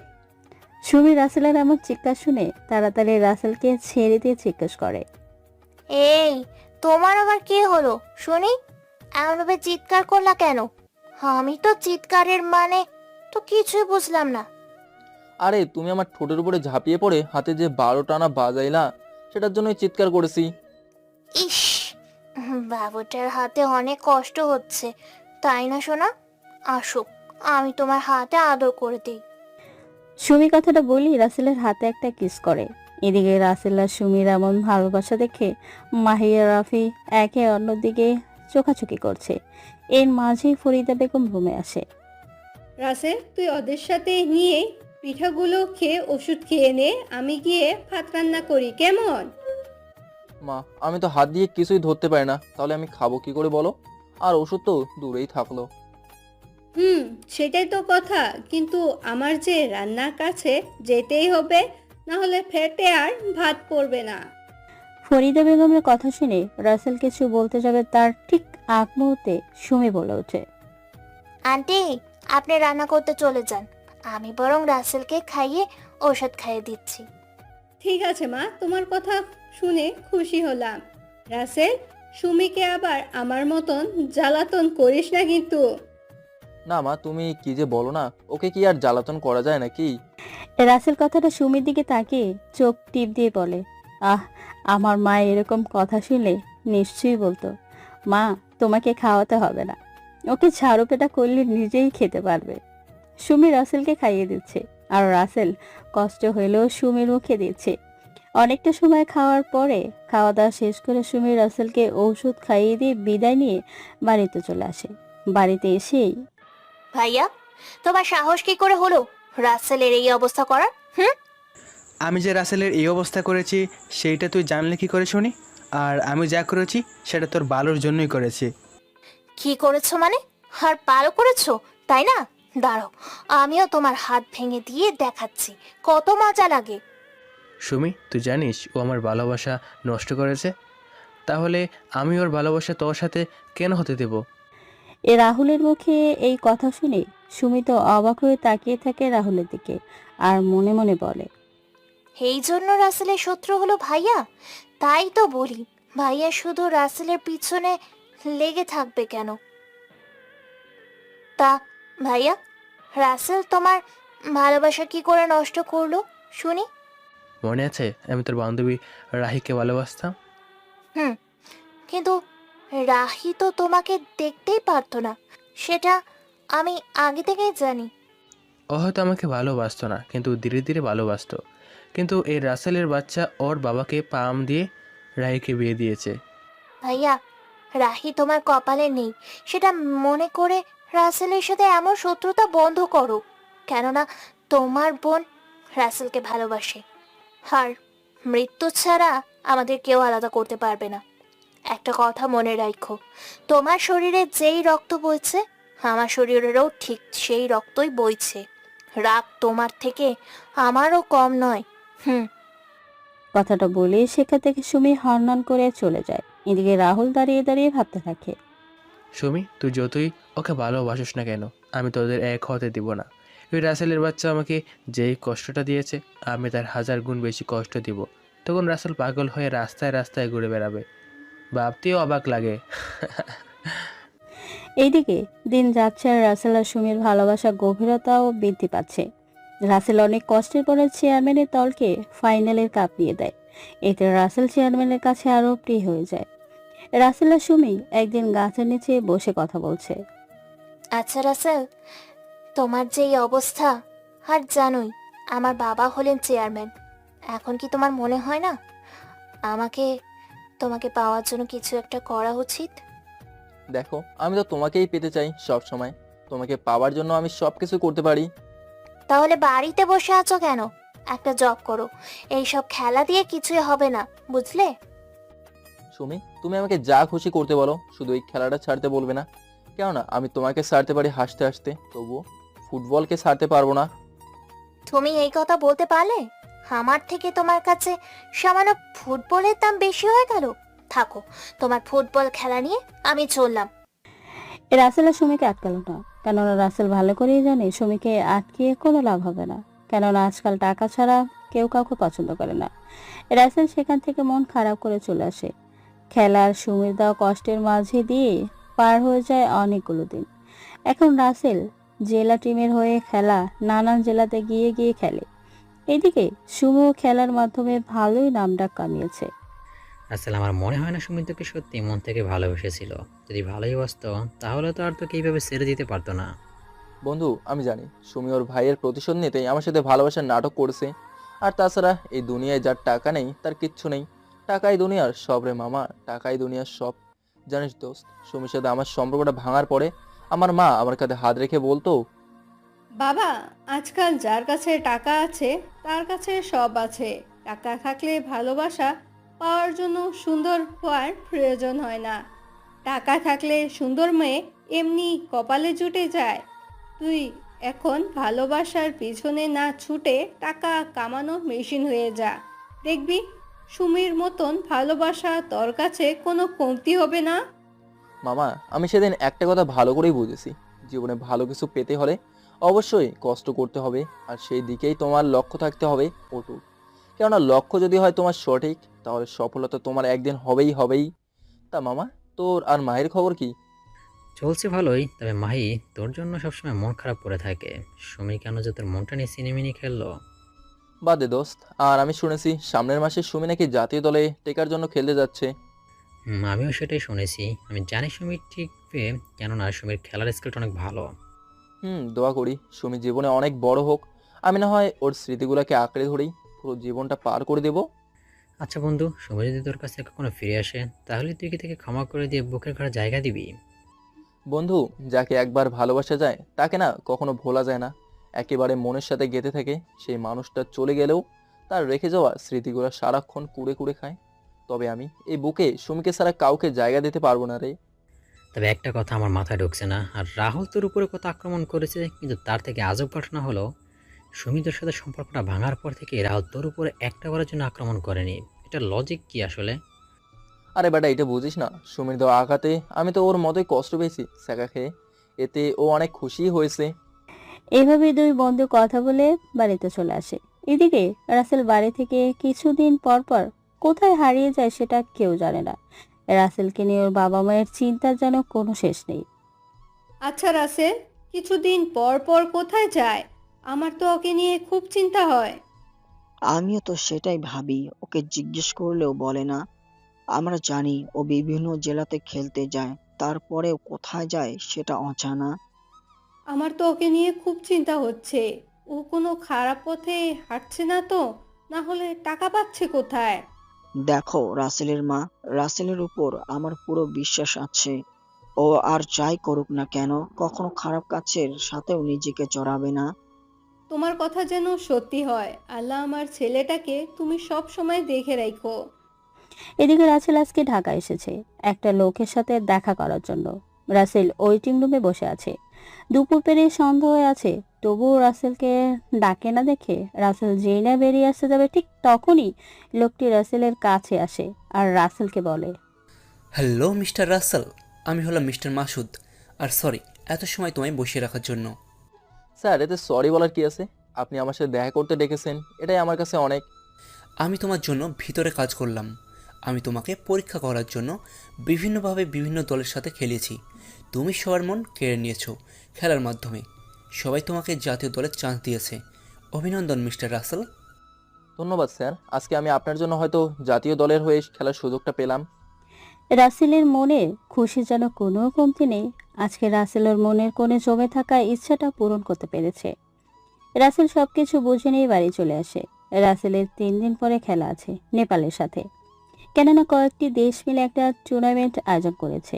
আর এই টুর্নামেন্টের মাধ্যমে রাসেলের অভিষেক করাবেন মিস্টার মাসুদ। এদিকে সুমিও জাতীয় দলে টিকে যায়। সুমি বসে বসে কান্না করতেছে আর চোখের জলে বালিশ ভেজাচ্ছে। নেই কেউ দেখার মতো। সুমি, তুই তো জাতীয় দলের হয়ে খেলার সুযোগ পেয়েছিস, তাহলে এভাবে কান্না করছিস কেন? না বাবা, এমনি। তুমি কখন এলে? বাবার কথা শুনে সুমি চোখের পানি মুছে উপরের কথাগুলো বলে, যেটা চেয়ারম্যান সাহেব বুঝতে পারে। আমি এখানে এসেছি, মারে, তোকে আমি ছোটবেলা থেকে মার মতো ভালোবাসা দিয়ে বুকে আগলে রেখে বড় করেছি। আর বুঝবো না তোর মনের কষ্ট না কি খুশি? বাবা, আসলে সেই রকম কিছু না। তুমি হাত মুখ ধুয়ে খাবার খেয়ে নাও। সুমি কথাটা বলে ওর বাবাকে রেখে সেখান থেকে চলে যায়। এদিকে চেয়ারম্যান সাহেব দাঁড়িয়ে দাঁড়িয়ে ভাবতে থাকে। না রে, সুমি তো এর আগে কখনো এইভাবে কান্না করতে দেখিনি। তাহলে আজকে সুমি এইভাবে কাঁদছে কেন? ওর রহস্য তো উদ্ঘাটন করতেই হবে, আমাকে যে এর কারণ হোক না। এদিকে রাসেল বাড়িতে আসে, মনের কথা মনেই রাখে। এত বড় পাওয়াটা রাসেল কাউকেই বলে না, শুধু ওর মাকে বলে। মা, আমার একটা চাকরি হয়েছে ঢাকায়, সেখানে আমাকে এখন থেকে থাকতে হবে। চাকরি হয়েছে ভালো কথা, কিন্তু তোকে ছাড়া আমি কিভাবে থাকবো বাবা? তুই জানিস না, তোকে না দেখলে আমি একটুও ভালো থাকি না। মা, এই সংসারে আমি ছেলে হয়ে জন্মেছি, এখন পেটের ভাত জোগাড় করতে কাজের তাগিদে তোমাদের ছেলে বাইরে পড়ে থাকতেই হবে। এটাই যে নিয়ম। তবে চিন্তা করো না, আমি কিছুদিন পর পর এসে তোমাকে দেখে যাব। এইভাবে মা ছেলের মাঝে আর অনেক কথা হয়। রাসেল খাবার খেয়ে বিকেলে রাফিকে ঢাকা যাওয়ার কথাটা বলে আর রাস্তায় হাঁটতে থাকে। এদিকে সুমি উমাইয়া আসতেছিল। রাসেলকে এইভাবে সামনে দেখতে পেয়ে সুমির বলির মুখটা যেন খুশির ছাপ ভেসে ওঠে। রাফি, তুই থাক, আমি যাই। যে আমার মুখ দেখতে চায় না, তার সামনে থেকে আমি তাকে কষ্ট দিতে চাই না। দোস্ত থাক না একটু, আমি মায়ের সাথে একটু কথা বলে তোর সাথে চলে যাব। তাহলে আর সুমির সাথে তোর কোনো কথা বলতে হবে না। না রে, ওরা ওইদিকে আসতেছে, তুই থাক, আমি গেলাম। আর ভালো থাকিস, আমি কালকে সকালেই চলে যাব। রাসেল কথাটা বলে সেখান থেকে চলে যায়। এদিকে রাফি রাসেলের যাবার দিকে এক ধ্যানে তাকিয়ে আছে। মাহিওর সাথে হাতে তুড়ি বাজিয়ে বলে, এই রাফি, তুমি এইভাবে ওই দিকে তাকিয়ে আছো কেন? আর রাসেল ভাইয়া এইভাবে চলে গেল কেন? সেটা তো তোমার বান্ধবী ভালো জানে। কেন জানলো তোমার বান্ধবীর মতো একটা মানুষকে আমার সোনার টুকরা বন্ধুর জীবনে পাঠিয়েছিল, রাসেলের জীবনটাই নষ্ট হয়ে গেল। তুমি এইভাবে কেন বলতেছো বলো? সুমি যেটা করেছে সেটা হয়তো কারো ভালোর জন্যই করেছে।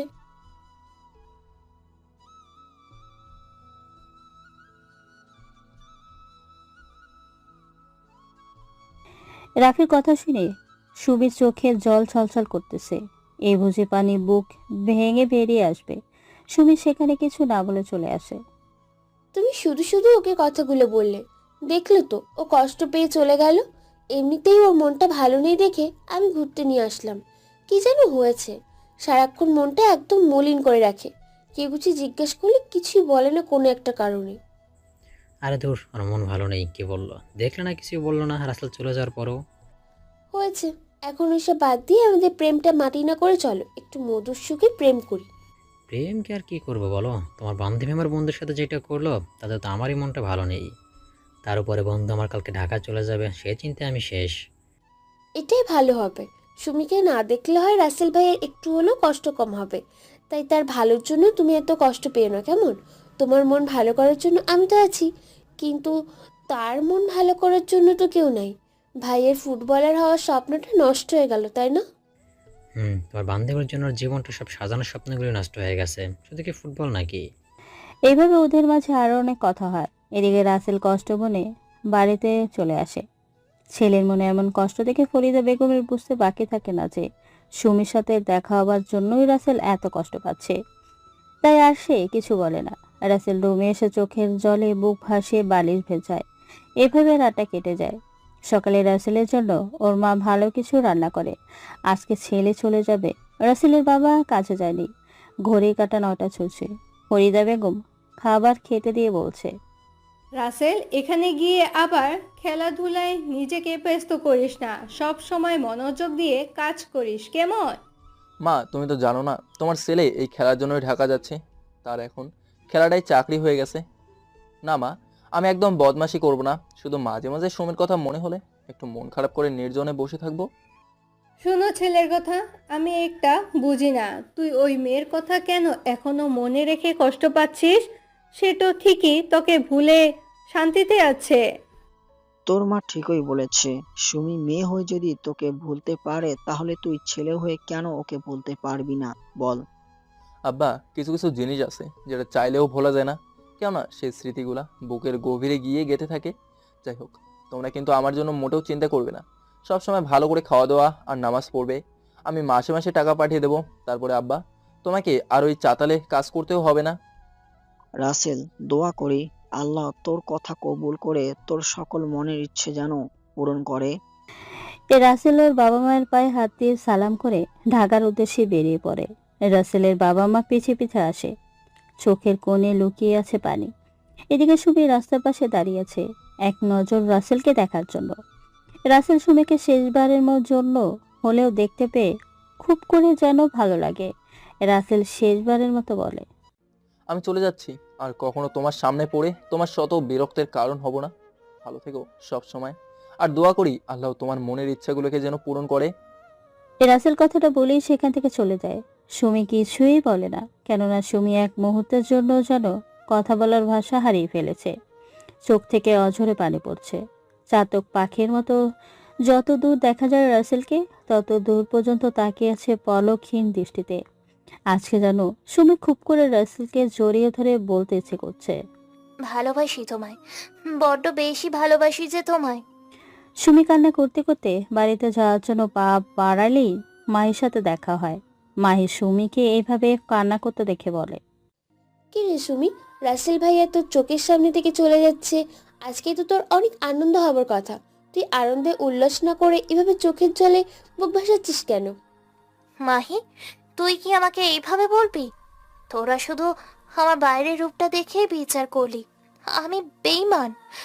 কখনো ভিতরে ভিতরে পুড়ে কয়লা হওয়াটা দেখলি না, কখনো জানতেও চাইলি না কেন আমি রাসেলের ভালোবাসার সাথে ছিনিমিনি খেললাম। আমি তোর মন গড়া কাহিনী শুনতেও চাই না। আচ্ছা, তুই বাড়িতে যাচ্ছিস, যা। মনের আনন্দে গিয়ে মোবাইলে হেডফোন লাগিয়ে গান শুনগা। মাহি কথাটা বলেই সেখান থেকে চলে যায়। মাহির রাসেলের জন্য খুব করে কষ্ট হচ্ছে।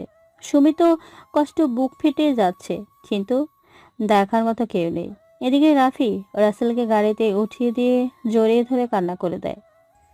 বন্ধু, ভালো থাকিস আর সবসময় নিজের খেয়াল রাখবি আর মনোযোগ দিয়ে কাজ করবি। আমাদের জন্য একটু চিন্তা করবি না কিন্তু। রে দোস্ত, তুই অনেক ভালো থাকিস, আর আমার বাবা মাকে একটু দেখে রাখিস। আমার চিন্তা তো শুধু সুমিকে ঘিরেই। আর তুই আর ভালো হবি না। এত কষ্ট পাওয়ার পরে মেয়ের কথা কিভাবে মনে করিস আমি বুঝি না। সেটাই তো আমি বুঝতে পারি না, আমি কেন ওকে মনে করি। হাজার চেষ্টার পরেও যে আমি ওকে ভুলতে পারি না। আচ্ছা দোস্ত, ভালো থাকিস মায়ের সাথে মিষ্টি প্রেমের দুষ্টুমিকে নিয়ে। বাই। আচ্ছা যা দোস্ত, ভালো থাকিস, বাই। বাস ছেড়ে দেয়। রাফিও বাড়িতে চলে আসে, আর রাসেলও শত কষ্ট নিয়ে ঢাকার দিকে চলতে থাকে। রাসেলের চোখে জমে আছে নোনা পানি। দেখতে দেখতে রাসেল ঢাকা চলে আসে। রাসেল ঢাকা এসে রাফিও সবাইকে পৌঁছাছে কথাটা জানিয়ে দেয়। এভাবে পার হয়ে যায় দিন, আর চলে আসে রাসেলের জীবনের জাতীয় দলের হয়ে প্রথম খেলা। খেলার এক মুহূর্তে রাসেল ওর বাবা মায়ের সাথেও রাফির সাথেও কথা বলে মনকে ফ্রেশ করে নেয়। যদিও সুমির সাথে কথা বলার খুব ইচ্ছে ছিল, তবু কোনো কথা বলে না, কারণ রাসেল জানা সুমি ওর সাথে কথা বলে মনে কষ্ট পাক। রাসেল, আমি চাই তোমার সর্বোচ্চ দিয়ে আজকের খেলাটা খেলবে। আমি জানি তুমি তোমার খেলার জাদু দেখিয়ে আমার মতো সবার মন কেড়ে নিতে পারবে। দোয়া করবেন স্যার, আমি যেন আপনার সম্মান ও দেশের নাম রোশন করতে পারি।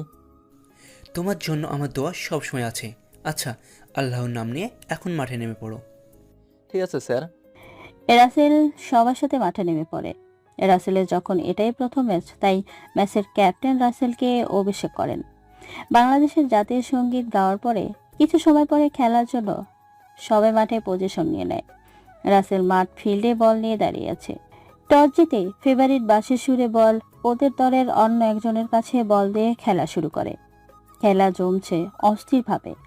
নেপালের প্লেয়াররা যেন রাসেলের পা থেকে বল নিতেই পারছে না। বল তুলে কিছু সময় রাসেলের পায়ে জাদু। নেপালিদের দেখি বল ঢুকিয়ে দেয় ওদের গোলপোস্টে। রাসেলের এমন খেলা দেখে সবাই যেন মুগ্ধ। রাসেলের দলের সবাই যেন রাসেলকে দলপতি মানতে শুরু করেছে। নেপালিরা ধরেই নিয়েছে এই খেলায় তারা আর জয়লাভ করতে পারবে না। দেখতে দেখতে খেলার হাফ টাইম শেষ হয়ে যায়। 45 মিনিটে দেশে বাংলাদেশের 3টি আর নেপাল 0। ওরা হালকা কিছু খাবার খেয়ে নেয় আর সবাই মিলে সিদ্ধান্ত নেয় রাসেল খেলা শেষে নামবে।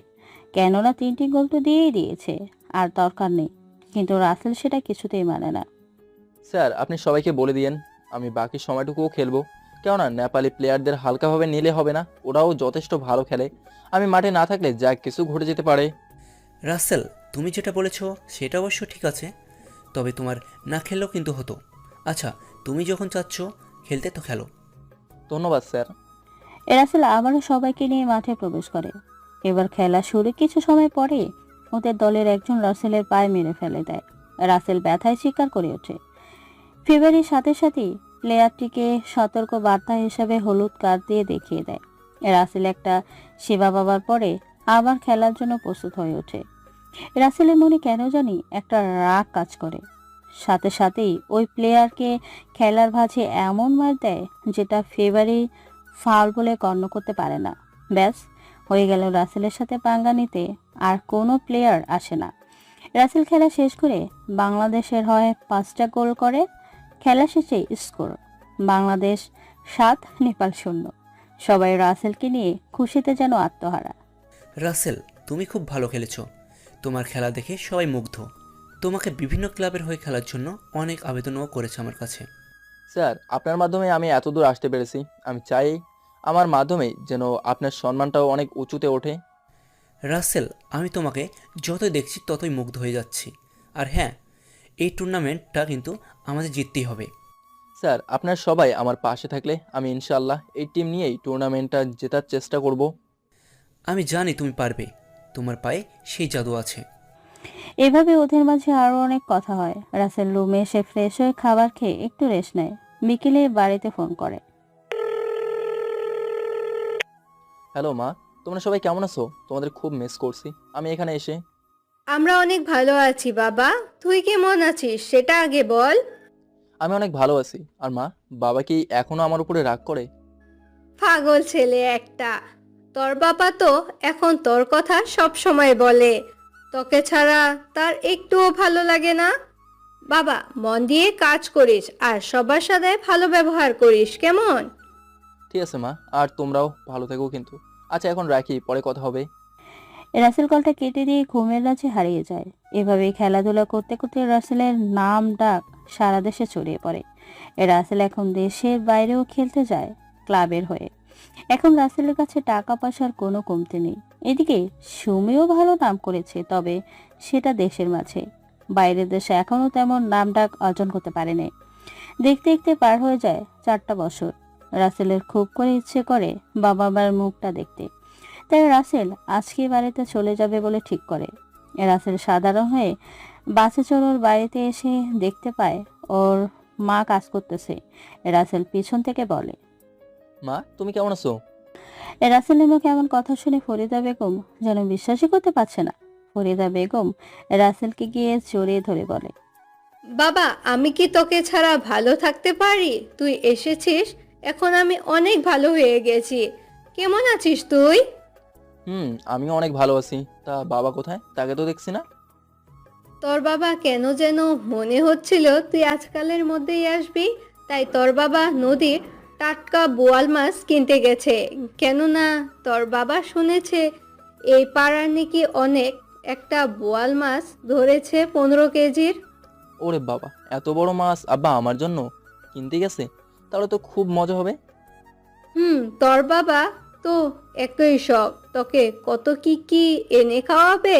আগে তো টাকার অভাবে সেটা করতে পারিনি, কিন্তু আল্লাহর রহমতে এখন তার সেই ইচ্ছাটা পূরণ করছিস তুই।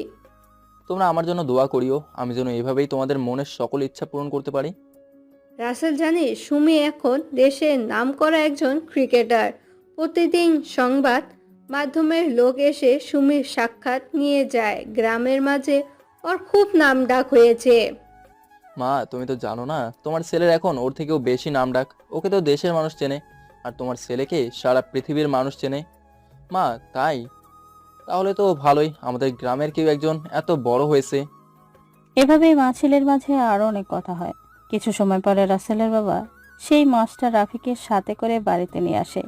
মাছটা উঠানের মাঝে রেখে রাসেলের মা, বাইরে এসে দেখো আমি কত বড় মাছ নিয়ে এসেছি। রাসেলের বাবার কথা শুনে ফরিদা বেগম সহ রাসেল বেরিয়ে আসে। রাসেলকে দেখেই তোর বাবা। রাসেল, তুই কখন এসেছিস? আর একটা বারের জন্য তো আমাদের জানালি না যে তুই আজকে বাড়িতে আসবি। আব্বা, এইসব বাদ দাও তো, আগে বলো তুমি কেমন আছো, আর আমাকে দেখে তুমি কি খুশি হওনি? বাবারে, তোকে দেখতে পেয়ে আমি তো সেই খুশি। আর কেন খুশি হব না বল? আজ তোকে 2টা বছর পর দেখছি। সে কবে এসে ঘুরে গেছিলি সেটার কোনো হিসাব নেই। কেমন আছিস তুই? আমি অনেক ভালো আছি। আর রাফি, তোর ক্লাস তো আমি পড়ে নিচ্ছি, শালা আমাকে রেখেই কাবিন করছিস মায়ের সাথে। দেখ রাসেল, আমাকে রাগাবি না। আমি তোকে কত করে বললাম আসার জন্য, কিন্তু সময়ের অভাবে আসলি না। দেখে তো আমার বিয়ের কাজটা অসম্পূর্ণ রেখেছিলাম। জানো, তুই আসলে মাইকে আমার বাড়িতে উঠিয়ে নিয়ে আসতে পারি। সরি দোস্ত, আসলে আমি তখন অনেক বিজি ছিলাম। এবার এসেছি, তোর বিয়ে না খেয়ে যাচ্ছে না। আচ্ছা ঠিক আছে, আমি বাবাকে বলে বিয়ের দিন ঠিক করতেছি। এভাবেই ওদের মাঝে অনেক কথা হয়। আসলে রাসেল যে সময় আমেরিকা একটা ক্লাবের হয়ে খেলতে গিয়েছিল, সেই খেলাতে 3 দেশের 3টা তারকাই ছিলেন। এসব ওরা 3জনেই রাসেলের খেলার অনেক প্রশংসা করেছে। রাসেল মেসির প্রিয় পাত্র হয়ে যায় এবং মেসি নিজেই রাসেলকে ওর থেকেও বড় মাপের খেলোয়াড় বলে ঘোষিত করে। বিকেলে রাসেল আর রাফি ব্রিজে বসে আছে। তখন রাফি বলে, দোস্ত, বাইকে ওঠার চল, একটু এলাকাটা ঘুরে আসি। তুই সে কত বছর হলো এলাকার সব কিছু দেখিস না। চল, আমারও সেটাই মনে হচ্ছে। আমিও কত বছর হলো এলাকায় ঘুরি না। তারপর ওরা এলাকাটা ঘুরে দেখার জন্য বেরিয়ে পড়ে। এদিকে রাসেলের চোখ দুটো যেন বারবার শুধু সুমিকেই খুঁজছে, কিন্তু রাসেলের চোখে সুমি চাঁদ মুখটা কোথাও পড়ে না। আচ্ছা রাফি, সুমির কি এখন বিয়ে হয়ে গেছে, নাকি এখনো মনের মতো কাউকে পায়নি বলে বিয়ে করেনি? দোস্ত, তুই জানিস না, এখন সুমির অনেক নাম ডাক, অনেক ভালো খেলে।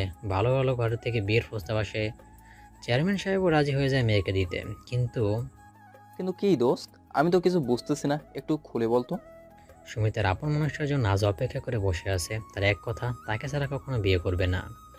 রাফির মুখে সুমির এমন কথা শুনে রাসেলের মতো খুশি যেন ধরছেই না। ওরা ঘুরতে ঘুরতে সুমির বাড়ির সামনে আসে। দেখে সুমির বাড়িতে অনেক মানুষের সমাবেশ। দোস্ত, এই বাড়িতে এত মানুষের সমাবেশ কেন? আমি তো কিছুই বুঝতেছি না। আমি তো এটা কিছুই জানি না, আর শুনিও না। হয়তো সুমির সাথে দেখা করতে দূরের মানুষ আইছে হয়তো। আচ্ছা চল, একটু ওদের বাড়িতে যাইয়ে দেখে আসি আসলে কাহিনীটা কি। কতদিন হলো পাগলিটারে দেখি না। দোস্ত, আমি বুঝি না এখনো তুই ওকে কেন মনে রেখেছিস, যেখানে এখন সুমি এখন বড় মাপের একজন মানুষ। তোকে আগেই বোঝে না, এখন তাহলে কি করে বুঝবে? এত কথা না বলে চল তো দেখে আসি, শুধু শুধু কথা বলিস তুই। আচ্ছা চল, যাই দেখে আসি। তোর যেহেতু খুব ইচ্ছে, আমি আর আটকে রাখি কেমনে? তারপর আর কথা না বলে ওরা ধীরে ধীরে সুমিদের বাড়ির ভেতরে এসে দেখে রাহুলকে নিয়ে একটা ঝামেলা হয়েছে। মানে একটা মেয়ে ওদের বাড়িতে এসে উঠেছে। রাহুল মানা করতেছে না যে সে ওই মেয়েকে ভালোবাসে না। রাসেল আর রাফিকে চেয়ারম্যান সাহেব দেখে বলে, আরে রাসেল, তুমি কবে আসলে? তোমাকে সেই কবে থেকে দেখিনি। আসলে আমি তো ঢাকায় চাকরি করি, সেটা জানেনি। আজকেই বাড়িতে এসেছি। রাফিকে নিয়ে একটু এলাকাটা ঘুরে দেখতে বের হয়েছিলাম। যাওয়ার পথে আপনাদের বাড়িতে এত মানুষের ভিড় দেখে আসলাম। আসলে কি হয়েছে? ওহ, সেরকম কিছু না। আসলে রাহুল এই মেয়েকে ভালোবাসে, সেটা আমাদের বলেনি। আর এই মেয়েও এসে ঘরে উঠেছে, সেটা নিয়ে একটু কথা হচ্ছে। ও, তাহলে তো ভালোই। ছেলের জন্য পাত্রী দেখার আগেই বৌমা পেয়ে গেলেন। এখন দুইজনের সাথে বিয়ে দিয়ে দেন, দুজনের যদি সম্মতি থাকে তো। রাসেল, তুই বাবাকে ঠিক কথাই বলেছিস, আর আমাকে মাফ করে দিস রে। তোর সাথে অনেক অন্যায় করেছি আমি। আরে এতে মাপের কি আছে? আচ্ছা, সবাই ভালো থাকেন, আসি কেমন? সে কি রাসেল, তুমি এতদিন পর আমার বাড়িতে এসেছো, না খেয়ে চলে যাবে? সেটা তো হবে না। তুমি মা এদিকে আয় তো। হ্যাঁ বাবা বলো। রাসেল, ও রাফিকে নাস্তা দিত মা। ওরা আমার বাড়ি কত বছর পর আসলো। রাসেল নামটা শুনি তো সুমির কলিজাতে যেন পানি চলে আসে। তাড়াতাড়ি দরজায় এসে উকি দিয়ে রাসেলকে দেখে ওর বাবাকে বলে, ঠিক আছে বাবা, আমি এখনই দিচ্ছি। তুমি ওদের গেস্ট রুমে বসাবার ব্যবস্থা করো। তারপর রাসেল আর রাফি এসে ওদের গেস্ট রুমে বসে অপেক্ষা করতে থাকে।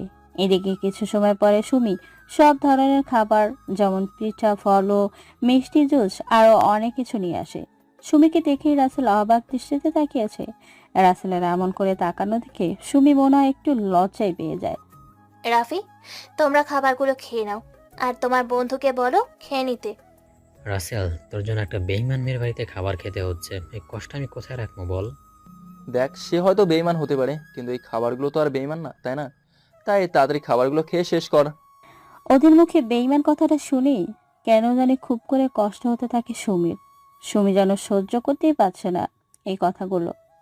তা সুমি, তুমি তো এখন দেশের নাম করা একজন খেলোয়াড় হয়েছো, এখন সব জায়গাতেই তোমার অনেক নাম। নাম ডাক তো আছেই, তবে এই মনটাতে না কোনো শান্তি নেই। মনের মাঝে সব সময় কাউকে হারানোর ভয় কাজ করেই যায়। ও, এই ব্যাপার। তাহলে তোমার সেই মনের মানুষকে আপন করে নিলেই তো পারো। আমি তো আর তোমার যোগ্য ছিলাম না, বা এখনো নেই। এ রাসেলের কথা জবাবে সুমি যে না কিছু বলতে যাবে ঠিক তখনই রাফি বলে ওঠে, দোস্ত চল তো, এখানে আমার আর থাকতে ইচ্ছে করতেছে না। আচ্ছা চল সুমি, তোমার একটা অটোগ্রাফ পাওয়া যাবে? হয়তো সেই স্মৃতিটাকেই মনে করতাম। রাসেলের কথা জবাবে সুমি কিছুই বলতে পারে না। সুমি চোখ ভর্তি যেন জল ছলছল করতেছে। এই বুঝি মেঘ ভেঙে বৃষ্টি নামার মতো সুমির চোখের পানি বৃষ্টি হয়ে ঝরে পড়বে। রাসেলকে রাফি নিয়ে চলে আসে। সুমি দাঁড়িয়ে দাঁড়িয়ে কাঁদতে থাকে। এদিকে চেয়ারম্যান সাহেব সবাইকে বিদায় দিয়ে রাহুলকে সাথে নিয়ে সুমির কাছে আসে। এসেই দেখে মেয়ে তার কান্না করতেছে। রাহুল, আমি কিছুই বুঝলাম না।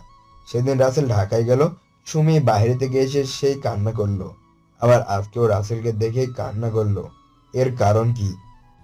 বাবা, সুমির চোখের পানির কারণটা আমি নিজেই, তাই তো আজও আমি সুমির চোখে অপরাধী। কি বলিস? আমি তো তোর কথা কিছুই বুঝতেছি না। একটু ভালো করে খুলে বলতো আসলে কি হয়েছে।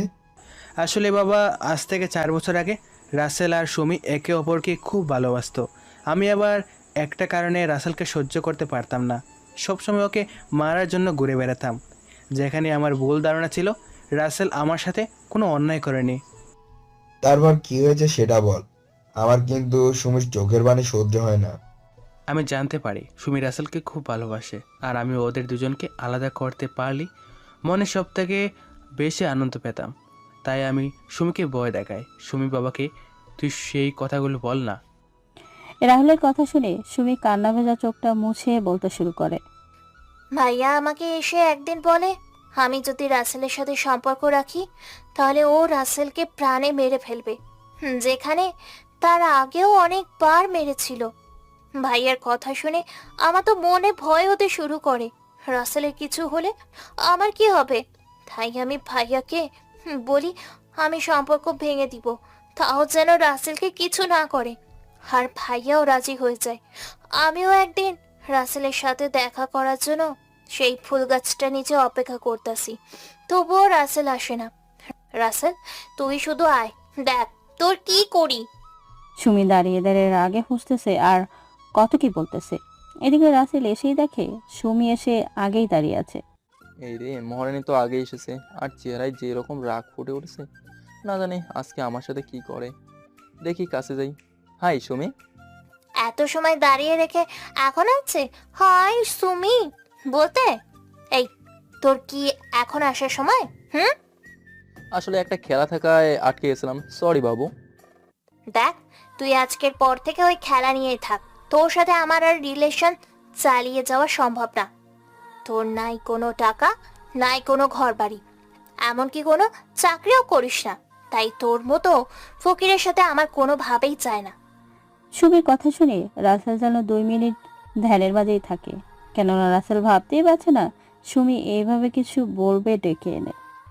কি হলো, কথা বলছিস না কেন? আমার ব্রেকআপ চাই, মানে ব্রেকআপ চাই। তোর মতো ছেলের সাথে আমার মানায় না। দেখো, মজা করো না তো, আমার কিন্তু একদম ভালো লাগছে না। রাসেল সুমির হাত ধরে উপরে কথাটা বলে, আর সঙ্গে সঙ্গে রাসেলের হাত থেকে নিজের হাতকে ছাড়িয়ে রাসেলের গায়ে একটা থাপ্পড় লাগিয়ে দেয়।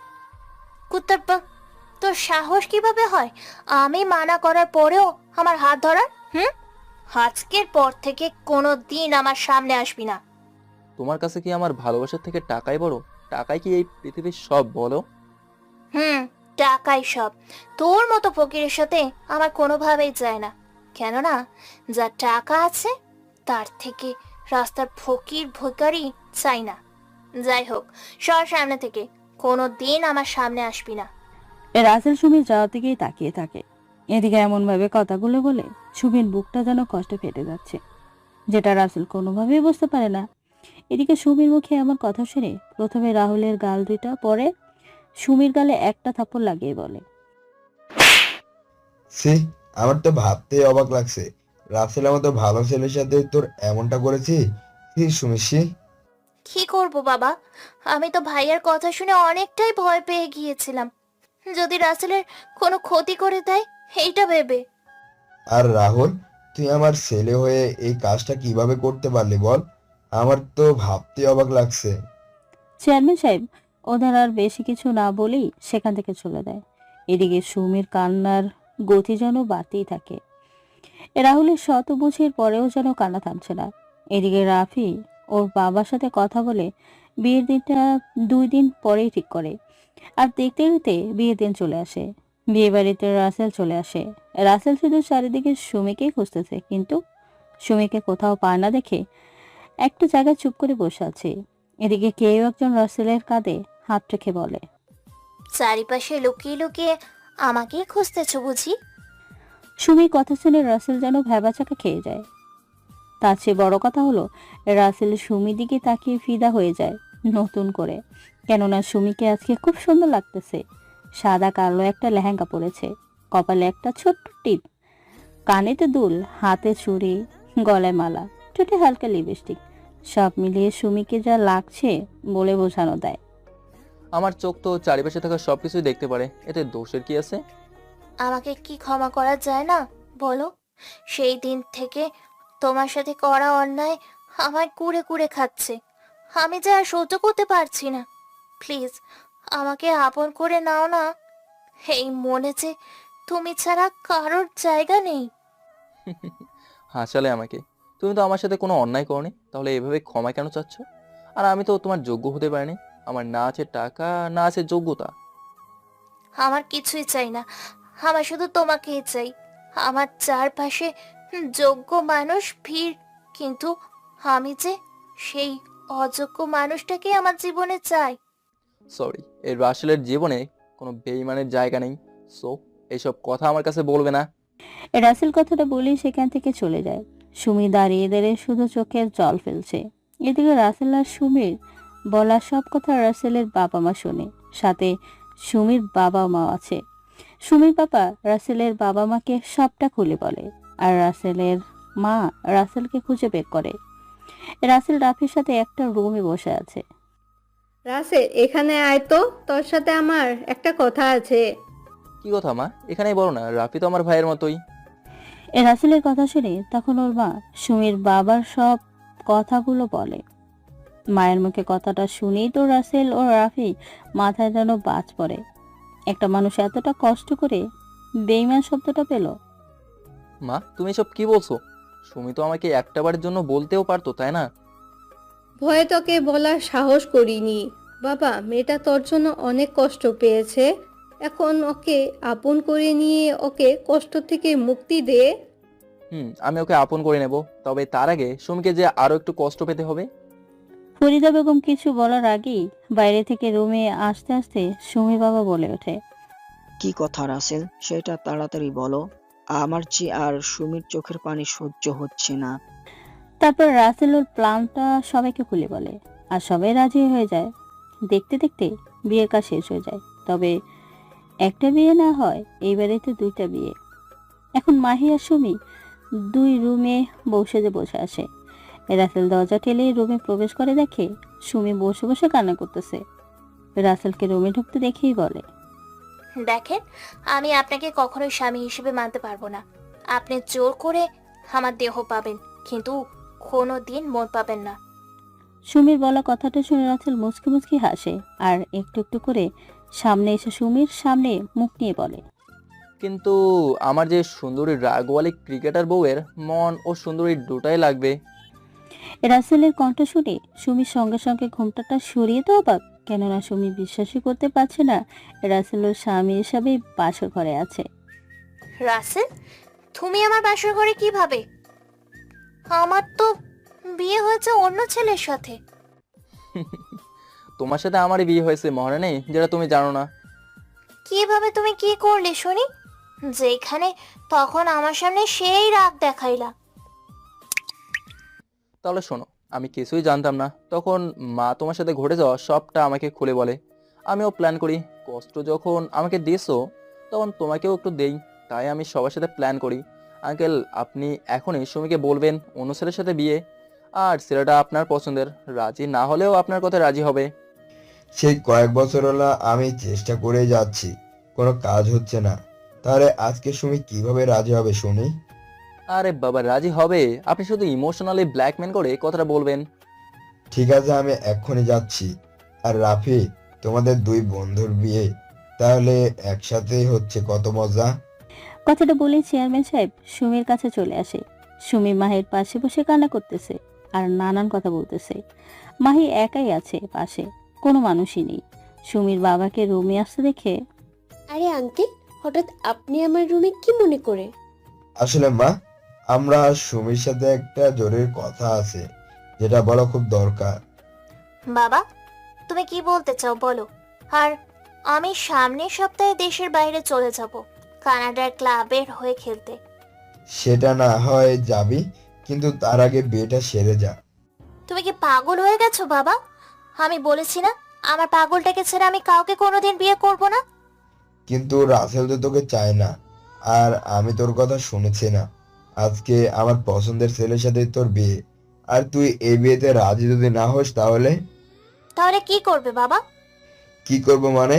আমি শুধু আত্মহত্যা করব, আর সুইসাইড নোটে লিখে যাব, মেয়ে বাবার পছন্দের ছেলেকে বিয়ে করতে চাইনি বলে আত্মহত্যা করেছি। না বাবা, এটা করো না।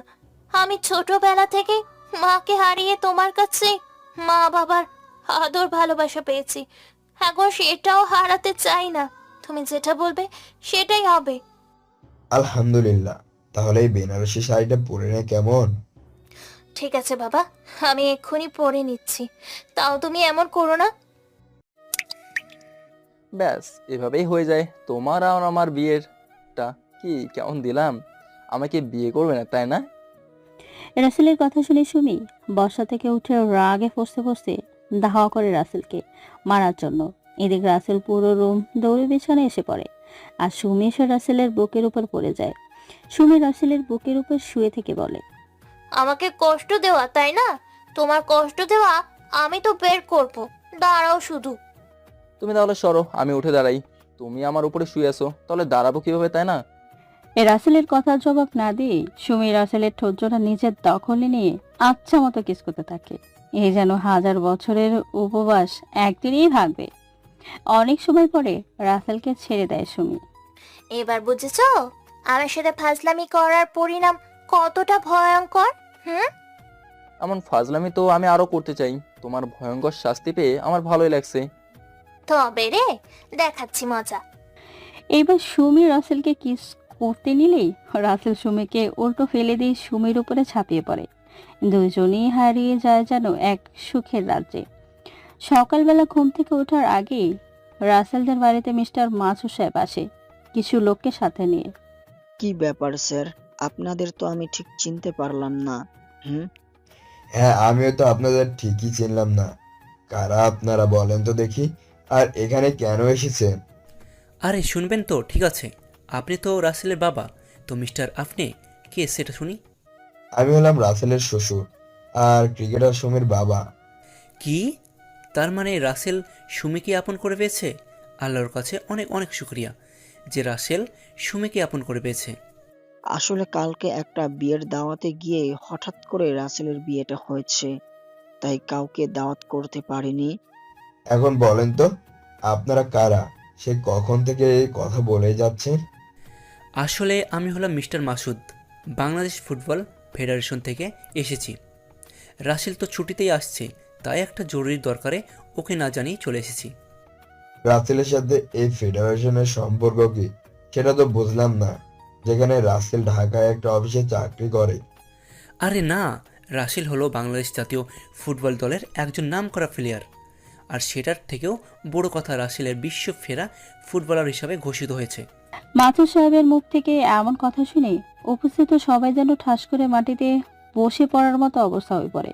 এদিকে রাসেল আর সুমি ফ্রেশ হয়ে নিচে আসার সময় সিঁড়ি থেকে উপরে বলা কথাগুলো শোনে। কথাগুলো শুনেই তো সুমি রাসেলের দিকে অবাক হয়ে তাকিয়ে আছে। আর স্যার, আপনি এত সকাল সকাল আমার বাড়িতে কি মনে করে? রাসেল, আমি আসতে চাইনি, তবে এরা আমাকে ছাড়লো না। তোমাকে এদের ক্লাবের হয়ে খেলার জন্য ভাড়া করতে এসেছে। এটা ঢাকার একটা নামকরা ক্লাব। আপনি যেটা ভালো মনে করেন সেটাই ওনাদের বলে দেন, কেমন? আমি আপনার কথার উপরে কোনো কথাই বলবো না। আচ্ছা, তাহলে তুমি এনাদের দলের হয়ে খেলেছো, এটাই ডিল ফাইনাল, কেমন? ঠিক আছে স্যার। তারপর ওরা সবার সাথে নাস্তা করে চলে যায়। রাসেল ওনাদের এগিয়ে দিয়ে আসে। রাসেল বাড়িতে আসতেই সবাই ওর দিকে অগ্নি দৃষ্টিতে তাকিয়ে আছে। কি ব্যাপার, তুমি আমার দিকে এভাবে তাকিয়েছো কেন? আমার বুঝি ভয় করতেছে না? তুমি এত বড় মাপের একজন তারকা খেলোয়াড় হয়েও আমাদের বলনি কেন? আমি চেয়েছি সবসময় তোমাদের কাছে সাধারণ হয়েই থাকতে। তাই বলে এত বড় পাওয়ার আনন্দের খবরটা না শোনার হাত থেকে আনন্দ এভাবে বঞ্চিত করবি? সরি মা, আসলে আমি এমনভাবে ভেবে দেখিনি তো। এখন তো হাসো। আমি আজকে খুব খুশি যে তুই শত কষ্টের মাঝে দিয়েও হলে নিজের স্বপ্নটাকে সার্থক করতে পেরেছিস। মা, তোমার বলা কথাটাই আমাকে এখানে পৌঁছে দিয়েছে। তুমি বলেছিলে না, ভালোবাসার পেছনে না দৌড়িয়ে টাকার পেছনে দৌড়া, তাহলে ভালোবাসা ও সম্মান দুটাই আসবে। আমি সেটাই করছি। এখন সুমিকে নিজের করে পেয়েছি। আমার এখন আর কোনো কিছুর অভাব নেই। আমি খুব খুশি মা। আমরাও অনেক খুশি, তোরা সব সময় এমন খুশি নিয়েই থাক, এই দোয়াই করি। এভাবে ওদের মাঝে আরো অনেক কথা হয়। বিকেলে রাসেল আর সুমি বারান্দায় বসে আছে আর বলতেছে, তুই এমন কেন? হ্যাঁ, আমাকে তো বলতে পারতি। তুমি এত নাম করা একজন মানুষ, আমি কত খুশি হতাম। দেখো সুমি, আমি যদি তোমাকে বলতাম আমি একজন নামকরা ফুটবলার, তাহলে তুমি আমাকে আরো আগেই ভালোবাসি বলতে। তাহলে আমি তোমার অযোগ্য ভেবে মানতে হতো না। এখন অযোগ্য হিসেবে যে ভালোবাসাটা আমি পাচ্ছি সেটা তো তখন পেতাম না। কইছে, তোমার জন্য আমার ভালোবাসা একটুও কমবে না, বুঝলে? সব সময় একই সমান ছিল আর ভবিষ্যতেও থাকবে। রাসেল সুমিকে বুকে জড়িয়ে নিয়ে নানান কথা বলতে থাকে। এদিকে দেখতে দেখতে দিনটা পার হয়ে পরের দিন চলে আসে। রাসেল ওর মাকে বলতেছে, মা, আমি চাই তোমরা সবাই আমার সাথে ঢাকার বাড়িতে গিয়ে থাকো। না রে বাপ, তুই আমাদের এখানেই থাকার মতন একটা ব্যবস্থা করে দিয়ে যাস, তাহলেই হবে। আমি আমার শেষ নিঃশ্বাসটা এই গ্রামের সহজ সরল মানুষগুলোর সাথেই ফেলতে চাই। রাসেল, তোর মা ঠিকই বলেছে। কেননা আমরা হলাম গ্রামের মানুষ, শহরে গিয়ে এমনিতেই ভালোভাবে থাকতে পারবো না। আচ্ছা বাবা, আমি তাহলে এখানে একটা দোতলা বাড়ি করার জন্য কাজ করি, কেমন? সেটা তুই যা ভালো বুঝিস কর, তবে এত বড় বাড়ি দিয়ে কি হবে? সবকিছু রেখে তো একদিন না একদিন মরে যেতেই হবে, তাই না? বাবা, সেইটাই যদি হতো তাহলে তো আর টাকার পেছনে এমন করে ছুটতে হতো না পাগলের মতো।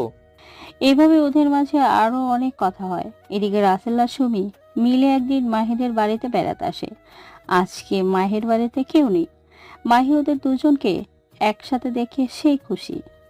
সুমি, তুই সত্যি অনেক লাকি রে, যার কারণে রাসেল ভাইয়াকে হারিয়ে ফেলেও নিজের করে পেয়েছিস। তাও আবার সাধারণ কোনো মানুষ হিসাবে না, বরং দেশের একজন নামকরা প্লেয়ার হিসাবে। হুম, জামাই ফুটবলার আর বউ ক্রিকেটার, আমাদের সমীকরণটা জমবে ভালো। যা বলছিস, তোরা বসকে, আমি তোদের জন্য খাবার নিয়ে আসি। কতদিন পর আসলি তোরা আমার বাড়িতে? এই মাহি ম্যাডাম, এভাবে বলবে তো হবে না। আমরা আপনাদের বাড়িতে কমসে কম 10 দিন থেকে তারপর যাব। ভাইজান, আপনি আমার এই ছোট্ট ঘরে একটা দিন থাকলেই সেই খুশি, আর বলছেন 10 দিন থাকবেন? মজা করলাম। আসলে বোঝোই তো, আমাদের দুজনকেই খেলা নিয়ে কত বিজি থাকতে হয়। এদিকে কয়েকদিন পরে সুমি যাবে কানাডা আর আমাকে যেতে হবে আমেরিকা। ভালোই হয়েছে, আপনাদের এখন দেশ ভ্রমণ করতে করতেই জীবন পার হয়ে যাবে। এভাবে ওদের সাথে আরো অনেক কথা হয়। মাহি সবাইকে খাবার খেতে দেয়। কিছু সময় থেকে মাহিকে বলে রাসেল আর সুমি বাড়িতে চলে আসে। এভাবেই নানান রকম দুষ্টুমি আর খুনসুটির সাথে খেলার ব্যস্ততা নিয়ে কাটতে থাকে ওদের ভালোবাসার সংসার। রাসেল এখন যেন সবার চোখের মনি হয়ে গেছে। ফুটবল খেলা হলেই সবার মুখে একটাই কথা থাকবে, ইস, এই খেলাতে যদি রাসেল থাকতো তাহলে খেলায় সেই মজা হতো। রাসেলও সবাইকে মজা দিয়ে দিনের পর দিন খেলতে থাকে, সাথে সুমির সাথে খুনসুটিময় ভালোবাসা। এভাবে চলতে থাকুক ওদের ভালোবাসার দিন। সবাই ওদের জন্য দোয়া করবেন, কেমন? আর এই গল্পটা সম্পূর্ণ কাল্পনিক, তাই বাস্তব ভেবে কেউ বাজে কমেন্ট করবেন না। সবাইকে ধন্যবাদ, ভালো থাকবেন সবাই। এই গল্পের শেষটা এখানেই রেখে দিলাম। আল্লাহ হাফেজ।